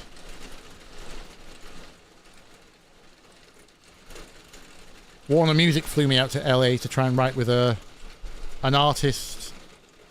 They were trying to invent a new genre called bubblegum goth. It was basically pop music with a girl who dressed in goth, like Avril Lavigne. But yeah, a juxtapose of really cheesy pop with gothic visuals. Not my finest hour. Interesting though. I've forgotten the artist's name. I actually don't know if any of the songs ever came out. Yeah, punk rock. It's like punk rock, just became pop, basically. You know what LA's like. Everyone's trying something. Anyway. Been interrupted by the rain. Where were we? Yeah, to answer to finish answering your question, just takes a long time, but reference a lot more. When you realize the ears and brain will adjust to their environment after just 20 minutes. That's when you realize how important references is. Because if you don't listen to a reference track every 20 minutes, your ears will have already settled on what your track sounds like. And usually you spend most of the time looping your own track when you're developing your own melodies, and long before you try and make it sound good, right? You're still trying to make the tune, figure out the chords, etc., etc. Maybe you're figuring out a bass line, or you're still trying to get your drums together. All that time it's on loop. Your ears adjust and they settle. So whatever that sound is that you're working on can't be finished, right? So your ears settle for that every 20 minutes. So you need to wake your ears up with the reference every 20 minutes. And even start with the reference before you even start making sounds. So if you start with the reference track before your own track, before you start making a track, the reference is like an oral goal for your ears and brain to aim for. And it's much better to have that in place than just guessing by making a cool loop, right? Have some kind of, or even if it's just like a frequency spectrum thing, like if you like how a certain track sounds out in the club, if you've got that for your reference first, then your track has got a much better chance of sounding like that track out live, just because you started with that as a reference, and you and then swap to it every 20 minutes, and your ears will develop far faster than mine did.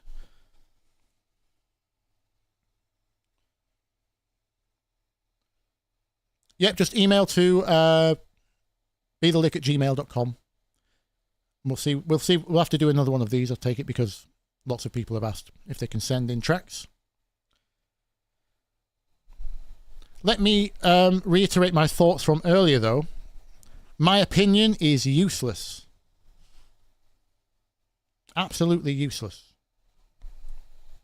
I can give you thoughts on a track in a vacuum. Like if you're having harmony troubles, I can tell you if you think what one of your chords might be wrong or something like that. I mean, wrong in a diatonic sense, in a harmony sense, not wrong in terms of morally wrong.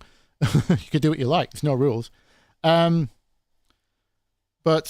it's just one guy with a certain set of oral skills, shall we say? That's oral with AU, by the way, not OR. Get your minds out the gutter. Yeah. I'm just a guy that can hear pitch and has a lot of experience in the industry of dance music by this point. So, yeah, before I've only been doing dance for, I grew up liking it, obviously, but professionally, all my early career was bands and rock music. So some hip hop and Indian music as well. A lot of Bhangra, because I'm friends with a really good Indian producer. So I've done a lot of music for him. But yeah, dance didn't come till about 10 and a bit years ago. So I've only been doing dance for 10 years or so. So I understand a lot of the scene, but I've not been to a club since COVID, by the way. So bear that in mind. Because the scene has changed since the pandemic. Obviously, lots of venues had to close. I still have friends in, producers that I ghost for and people on the scene in various parts of the world giving me feedback on what they know, obviously. Things like Ibiza and Ushuaia have never changed, apparently. That's still going, as it always was. But, yeah, I'm just one guy, one opinion, one set of skills. You always need a bigger picture. If your end goal is success, then just reference more and release more. You don't need my opinion or my breakdown. It's much better to release what you have, even if it's unfinished, and then you will have thousands of people's opinion, right? And more to the point, the people's opinions when you release, that's far more quality because that's an audience that you will actually end up selling to. Whereas I'm a guy in the industry that doesn't like certain chords.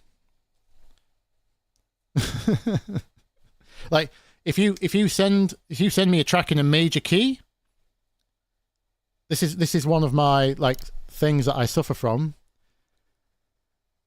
Even though some great tracks have been written in major keys, like Sinead O'Connor, Nothing Compares to You, Fix You by Coldplay, some really sad melancholy tracks are in major keys. But if you do dance music in a major key, for some reason, I just go straight to things like Cotton Eye Joe, Wigfield. I just instantly hear that as quite trite, for want of a better word, cheesy.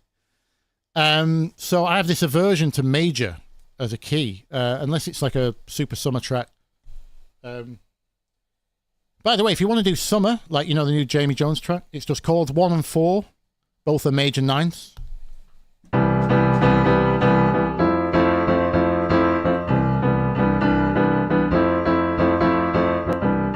Instant summer. That major I can handle. But if you give me something like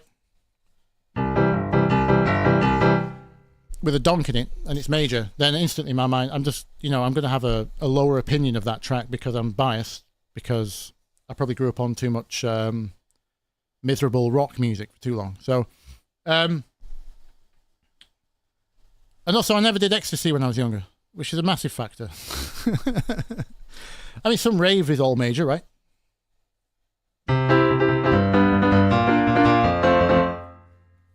Some of the rave stuff was pretty major. I thought that was cool when I was a kid, but yeah. It's so I'm heavily biased in my own way because of my own experiences and growing, what I learned first when I grew up, things like that. So it's much better to get the opinion of thousands and thousands of people that are actually the audience, not just some musician dude on the internet. So in other words, track roasts and track feedback are useless. Just release it. Loads of people are so paranoid that they're not like, it doesn't sound professional enough and all that kind of stuff. And it just does not matter. Because to the average listener, get your groove right and stuff like that. The track still has to be good. But if you get a good track that sounds quote unquote amateur, to the average listener, that just sounds fresh because everyone else is trying to sound the same. Right? Everyone else wants to sound as polished as, I don't know, Tiesto or Skrillex or, Fred again, whatever. Name an artist that's doing some numbers right now. They want to sound like that. And the problem is, so does 500 million other people. And when they all sound the same, that's what kills the scene. So you're actually at a slight advantage if you're an amateur, because you might just fluke something that sounds completely fresh. out of sheer naivety. Nothing wrong with that. Release more is the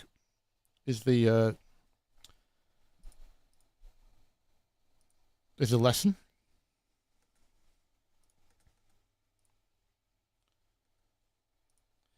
Let's finish off Thomas's track. I was liking this build.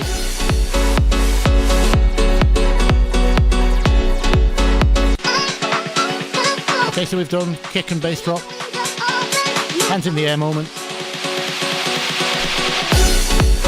Again, I'd like to hear the bass in there.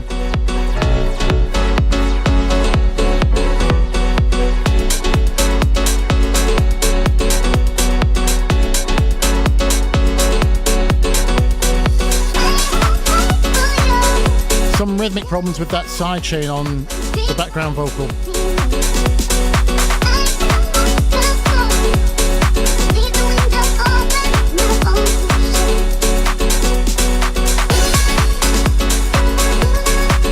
There's a vocal layer in the background used as atmosphere, and it's doing a sidechain thing, but it's out of time with the piano one. Can you hear it?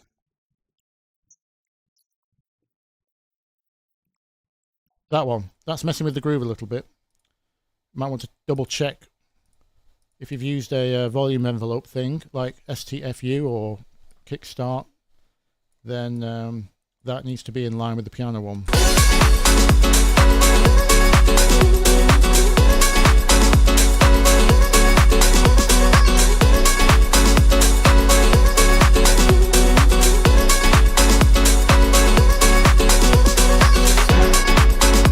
What tempo is this?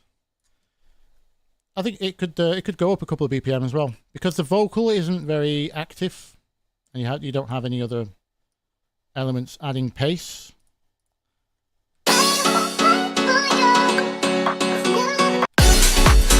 It is 125, yeah.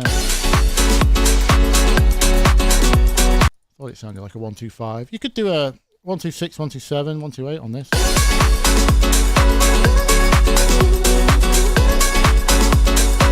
The piano is bouncing though.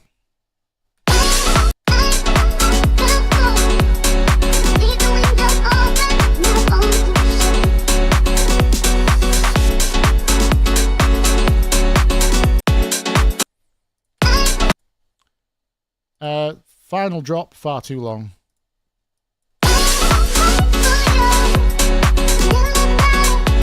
Oh, hang on, is a second build?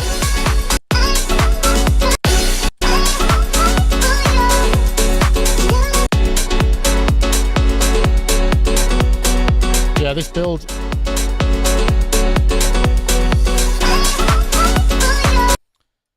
This hands in the air moment can't work straight into a drop because you've already got bass and your main piano hook in. So just adding the rest of the drums doesn't really pick up much. I would actually get rid of the bass out of this section. Go into like a high pass moment.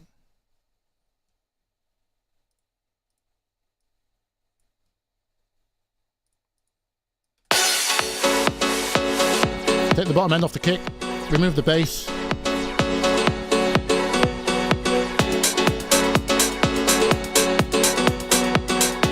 And then pause here. Pause the drums there. And then in.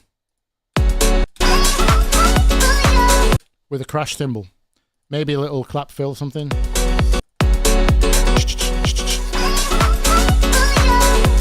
Then that'll drop. It doesn't drop right now because you've not starved them of anything. Watch my video on how to drop. Starve and deliver is the concept. You've not starved them of enough frequencies or groove or melody. Everything's already in there. So it doesn't drop to anything. This is all fine. And we should be out here. Just make it a 3-minute track. Doesn't have to be...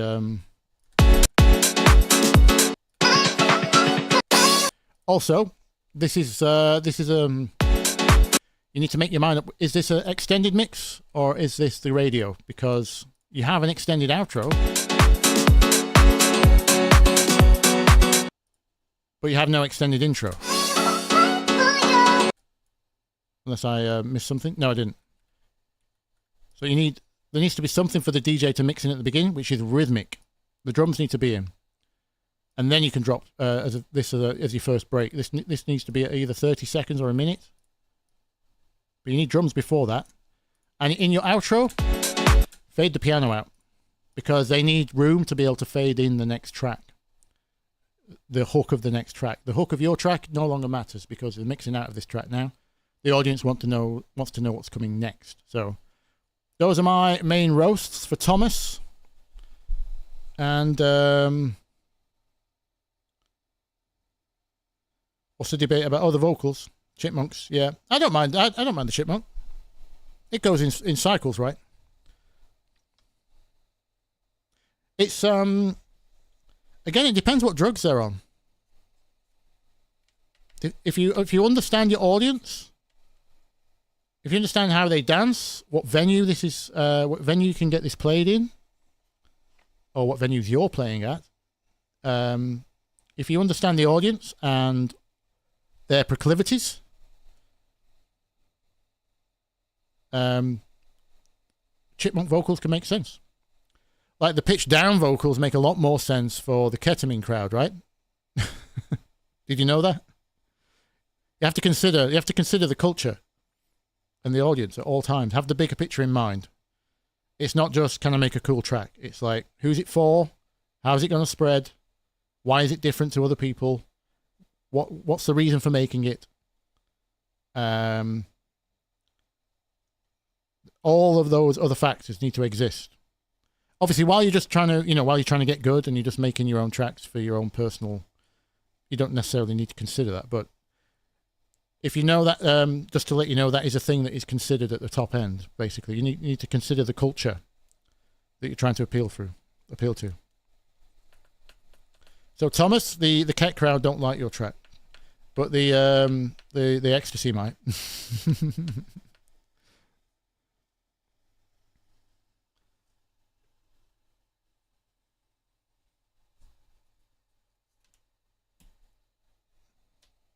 You haven't got writer's block. Finley? Harsh truth. Actually, this is just an opinion, but the big novel writers, Stephen King, and a few of my thought heroes like Seth Godin, have talked about writer's block and how it doesn't actually exist. And when you understand why your brain does that to you, and stop calling it writer's block, it will open up a world of freedom. Let me tell you about part of the brain called the amygdala. Sometimes it's the same brain we share with prehistoric animals, like a chicken. We evolved our neocortex, the limbic system, on top of the amygdala, but the amygdala is still there. It's the tiny chicken brain. We still have it. It's responsible for our fight or flight response. It's responsible for making you horny so you reproduce. And it makes you scared because you need to survive. And the worst bit about that part of the brain is it sits right there on top of your nervous system. It shortcuts your nervous system. So it's the thing, when you're on a flight and you're playing on your games console, or maybe you're on your laptop on a flight, and you hit turbulence, the amygdala is a bit of the brain that makes you close the laptop, because somehow closing the laptop will keep the plane afloat. Does this make sense? Right? The lizard brain, yes, James. So somebody's heard this rant before.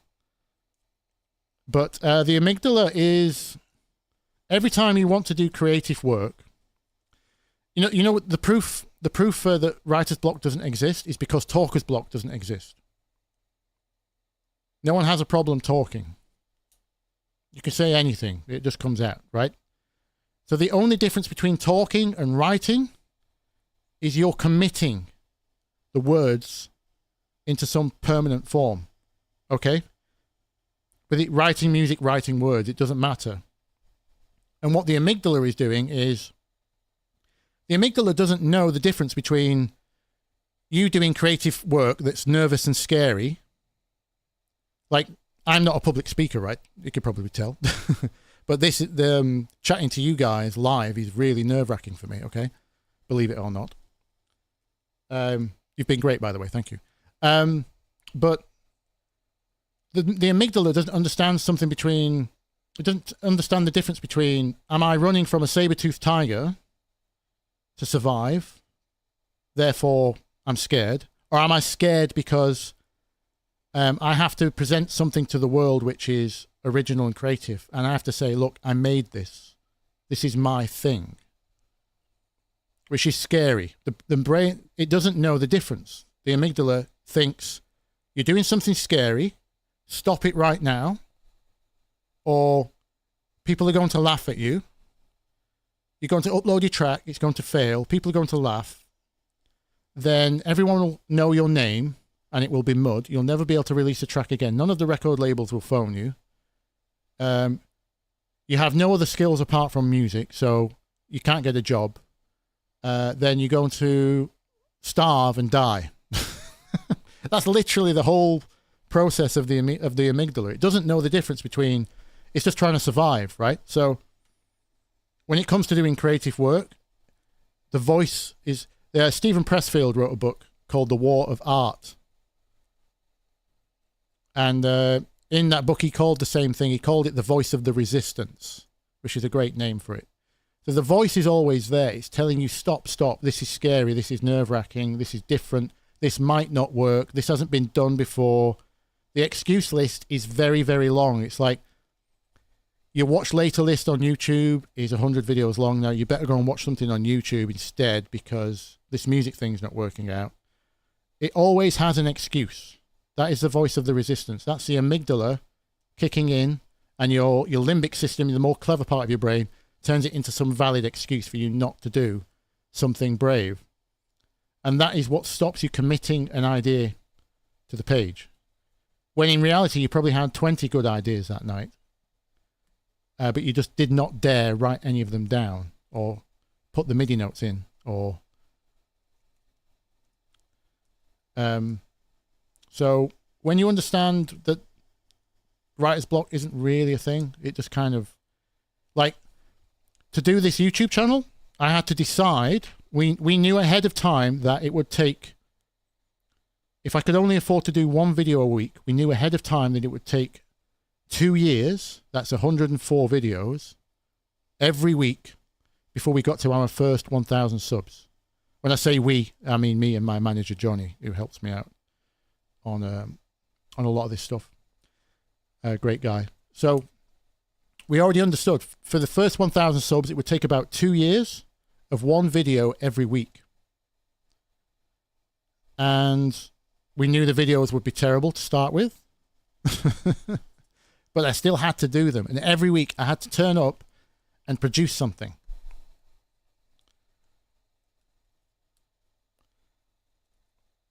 And that's scary as hell. Because some weeks I just didn't have anything. I didn't know what to do. But the practice of just turning up, that whole thing about you'll never catch any fish if you don't turn up to the river. You still have to go to the river, even if you don't catch anything. The practice of turning up, sitting down with the purpose of, like, I'm going to finish something now. As soon as you make that decision, it's downhill from there. But you have to make the decision ahead of time that you will do something.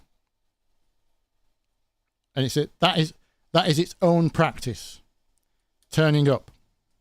And I already have practice at that. Before I did the videos, I did the music, obviously. I was doing a song a week, or 3 songs a week for myself, and 3 songs a week for other people. Now, it's much easier when other people have given you deadlines. It took me a long time to notice when I was younger. I could only finish songs that were made by other people. Right? If I collabed with someone else, or I was commissioned to do, a mix or play guitar on a track, that track would get finished because it wasn't my track. Someone else had a deadline, and you just do it. You just finish it. So you have to start applying your own deadlines to yourself. And that can be as simple as, right, every week something gets finished. Doesn't matter what it is. Doesn't matter if it is actually finished, but even the unfinished thing, I hit render and I hit release. Just commit to it every week. And your first 2 years will be terrible. But the practice of doing that every week is its own mastery of getting rid of writer's block.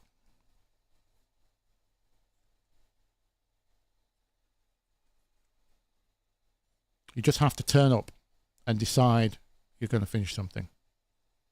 It doesn't matter how it comes out at the end of the night. It's done. You already decided it. As they say in the software industry, a lot of games studios could learn from this mantra. But the way to finish a project on time and on budget is when you run out of time, you ship it. And when you run out of budget, you ship it. That way you're always on time and you're always on budget. It's no different in music. You have to pick a time that it has to be ready by, like this evening. And you have like your budget, I suppose, could be like your number of ideas or your resources, like number of musical parts. When you've exhausted all of your musical ideas, you ship it, you finish it, you render it. Or when it comes to the end of the night and it hits midnight or whatever time you set yourself, you hit render, done. And just practice that over and over and over and over. And then the voice of the resistance goes away. Well, it never goes away, but you learn to kind of harness it. And it becomes the opposite thing. So the voice of the resistance then becomes a beacon. The more scared the amygdala gets, the more chances the higher the chances that you're doing something truly original. Because if the amygdala is calm, that's bad. That means I'm doing something safe. This is comfortable. It's probably going to work because a million other people have done it and I know the formula. That's when the amygdala is calm, and that's a bad sign. When the amygdala is screaming, this is dangerous, this is weird, this is different, that's when you're doing your best work.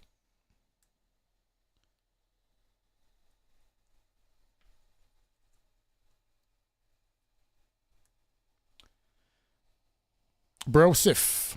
No, I'm not a DJ myself. I'm a ghost for several DJs. Ghost writer, ghost producer. For 10 plus years. So I go to their clubs. The benefit is I get to work with DJs because they're great producers, because they spend their entire job looking at a crowd's reaction, which is the best privilege a producer could possibly have, because your audience is our final arbiter. They're the people that eventually decide what's good and bad, which is why these track reviews, like I said, are useless. The audience decides what's good and bad, not me and you. And that their power, now the internet happened, is absolute. It's even more than it ever was. Because you've got record labels can't force things down people's throats anymore. They try. They might spend 5 million to earn 5.1 million. But that's a race to the bottom, and they're slowly eating themselves, you know. So,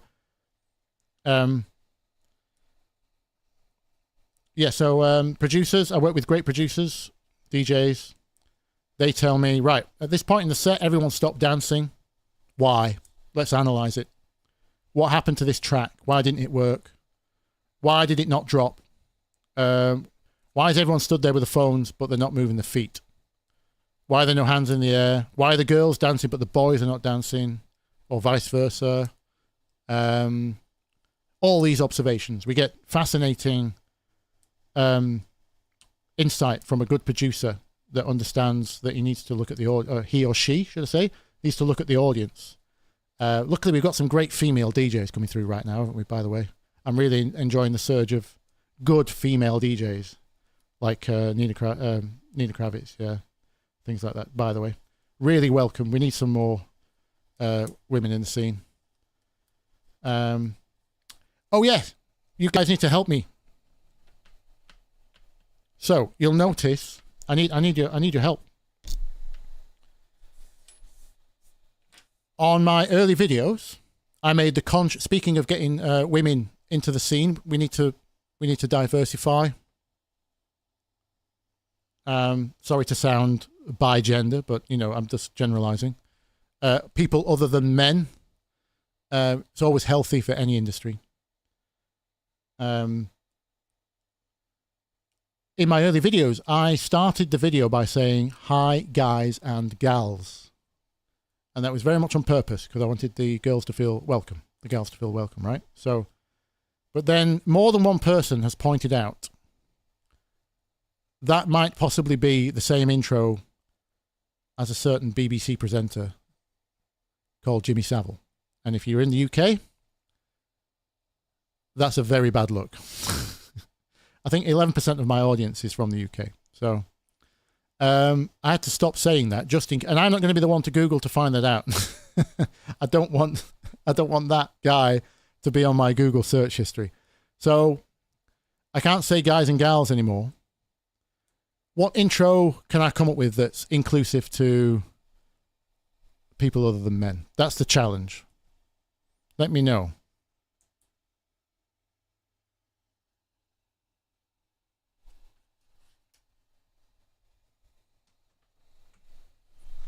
Got Vera, Eliza. I know Lucy. I've had hello, music lovers. Hey, people. Yeah, I've just been saying hello, everyone. Stuff. I wanted to specifically make them feel comfortable, like I did, but yeah, I suppose just music lovers, things like that would be good. Have I tried getting ChatGPT to generate some intros? Not a bad idea, actually. Put out a sexy calendar of myself. No, we're not going there. Girls and guys. Swap it round. Yeah, we could do. It still sounds a little bit like him, though, possibly. Like I say, I don't know. I've not bothered to search to find. I'm not going to search to find out. But I certainly don't want to be in any way associated with that fellow.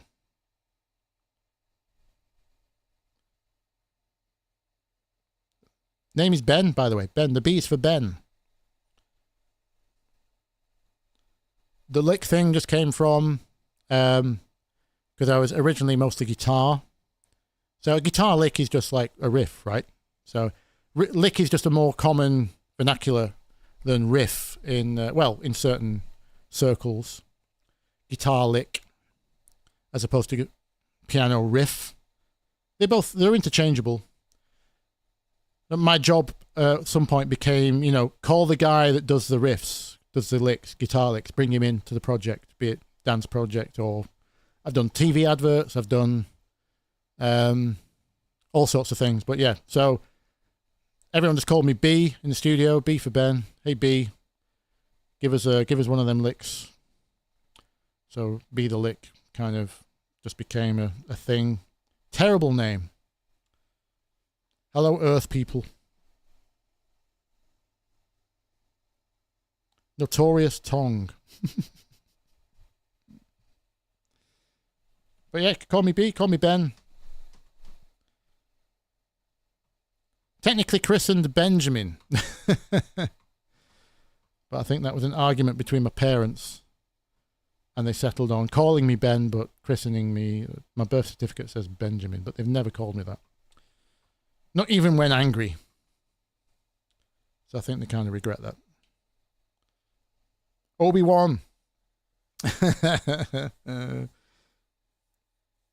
I tried several things. Bthelick was just one thing.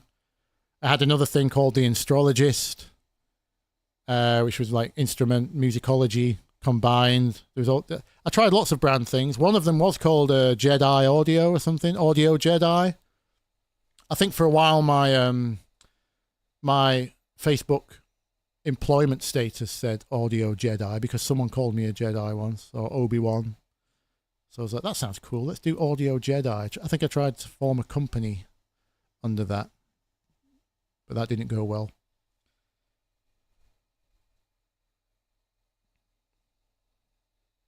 What do I think of Jao's music? Is that a misspelling, or is that a form of music I'm not aware of? Yes, Disney would have sued me anyway. Yeah. Who doesn't want to be the lick? Exactly.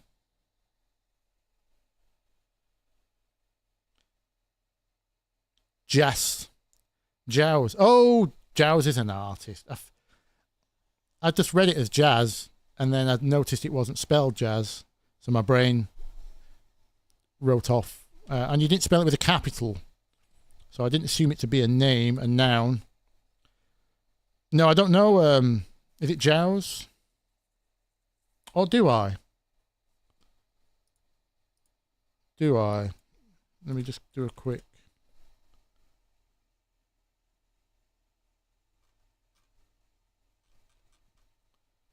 There's so many artists. 10,000 tracks. Is it 100,000 tracks a day? Sorry, 100,000 tracks a day go up on Spotify. Not surprised if I've not heard of certain artists.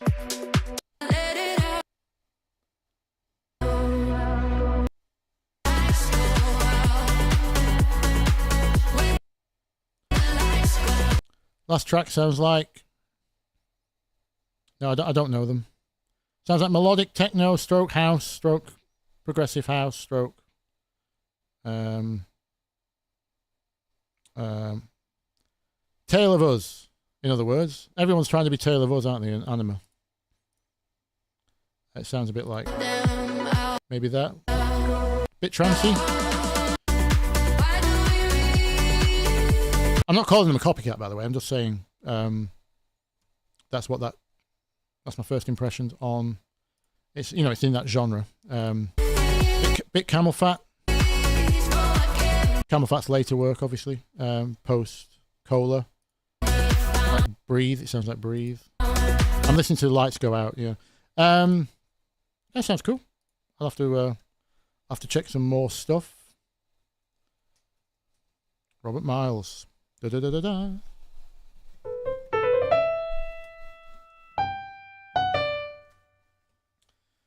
That was Robert Miles, right? I'm not. Yeah, Robert Miles. Martin Ikin stuff is good. Yeah, tech guy. I like. He's a jazz guy, is he?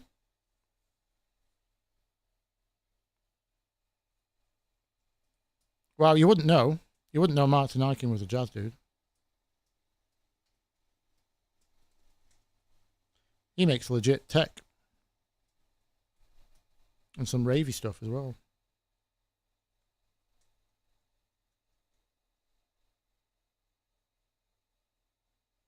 Anyways. I'm really hungry now. I hope everyone enjoyed the not quite as roasty as lukewarm roast.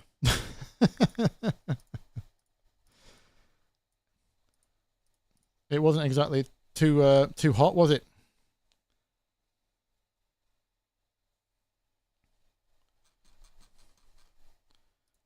Children deserves. We need to go full velocity because this piano is too realistic.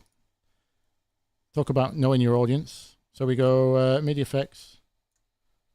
We crank the velocity up. We add delay and reverb. By the way, I'm working on some racks for you guys. That might be the next video. Everyone's asked how I do these effects so fast. So I'm working on some racks to give away, legal ones that don't involve redistributing other people's plugins.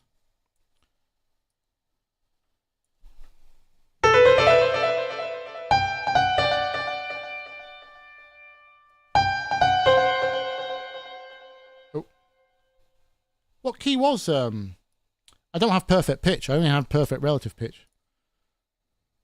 What was Children in? I always thought it was in A minor because it's just 1, 2, 3, 4, 5 up the minor scale, right? 1, 2, 3, 4, 5. That's how I hear it anyway. By the way, hearing every pitch is a curse. Don't ever practice that. It's handy. Oh, it's not. It's in a different key. F, it's in F.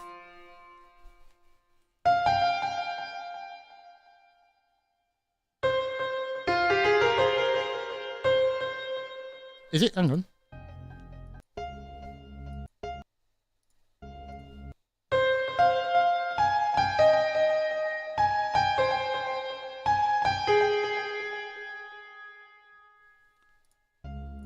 Oh, it's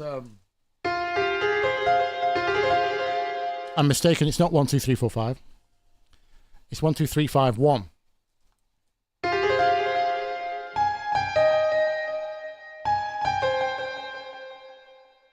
Starts on chord 6.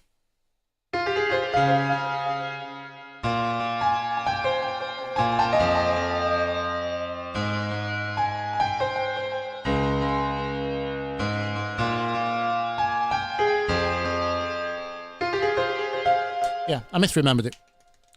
F minor. Thank you, Eliza. Sorry, I noticed that. Too late. Got it in the end. I always remembered it as 1, 2, 3, 4, 5. It's not. 1, 2, 3, 5, 1.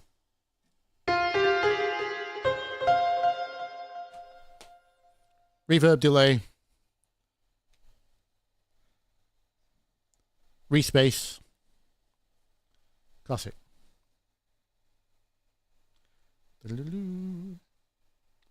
Absolute classic. Was it? Someone did a good remix of that not too long ago. Was it Adana Twins? I think Adana Twins did a... I don't even know if it ever came out. I saw them play it live in a trancey, techno-y kind of set. Adana Twins, I don't even know if it's official, but it was cool.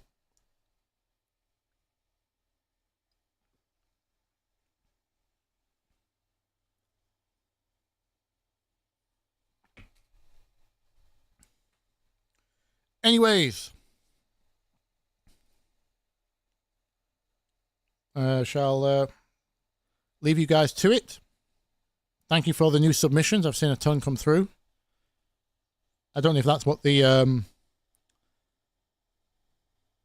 live sessions is going to be, but it's always good to hear where you guys are at. Helps me tune my tutorials a little better.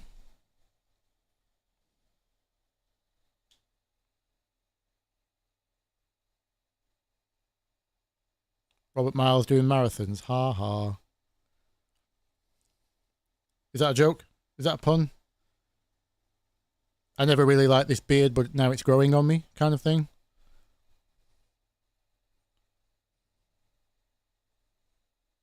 I lost my wife's audio book, and now I'll never hear the end of it. I'm here all week.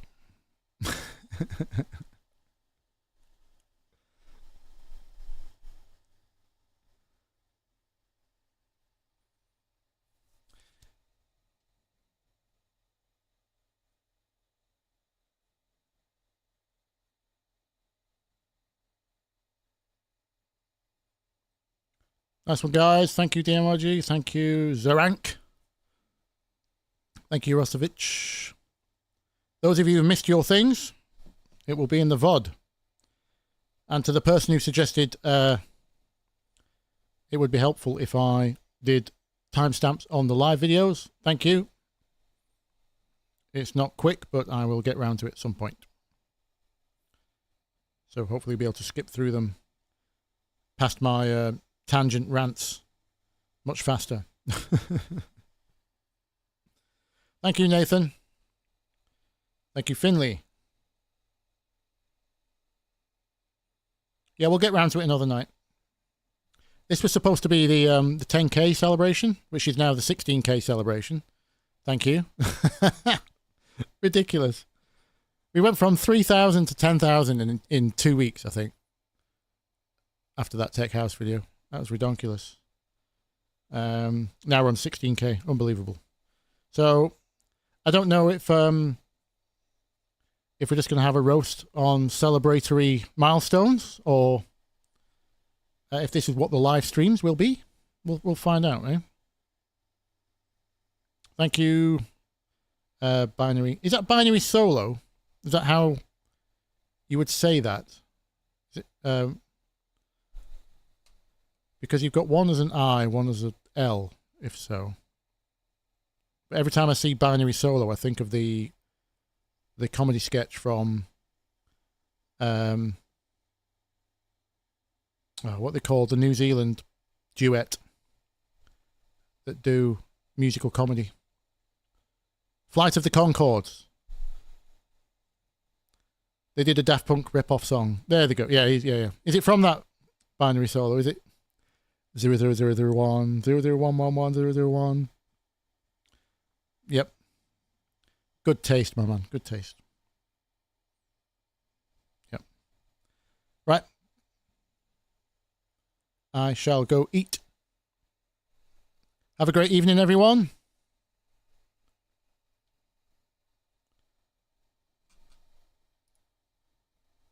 I just play some music to go out on, don't I? Or else it doesn't look professional. I'll do.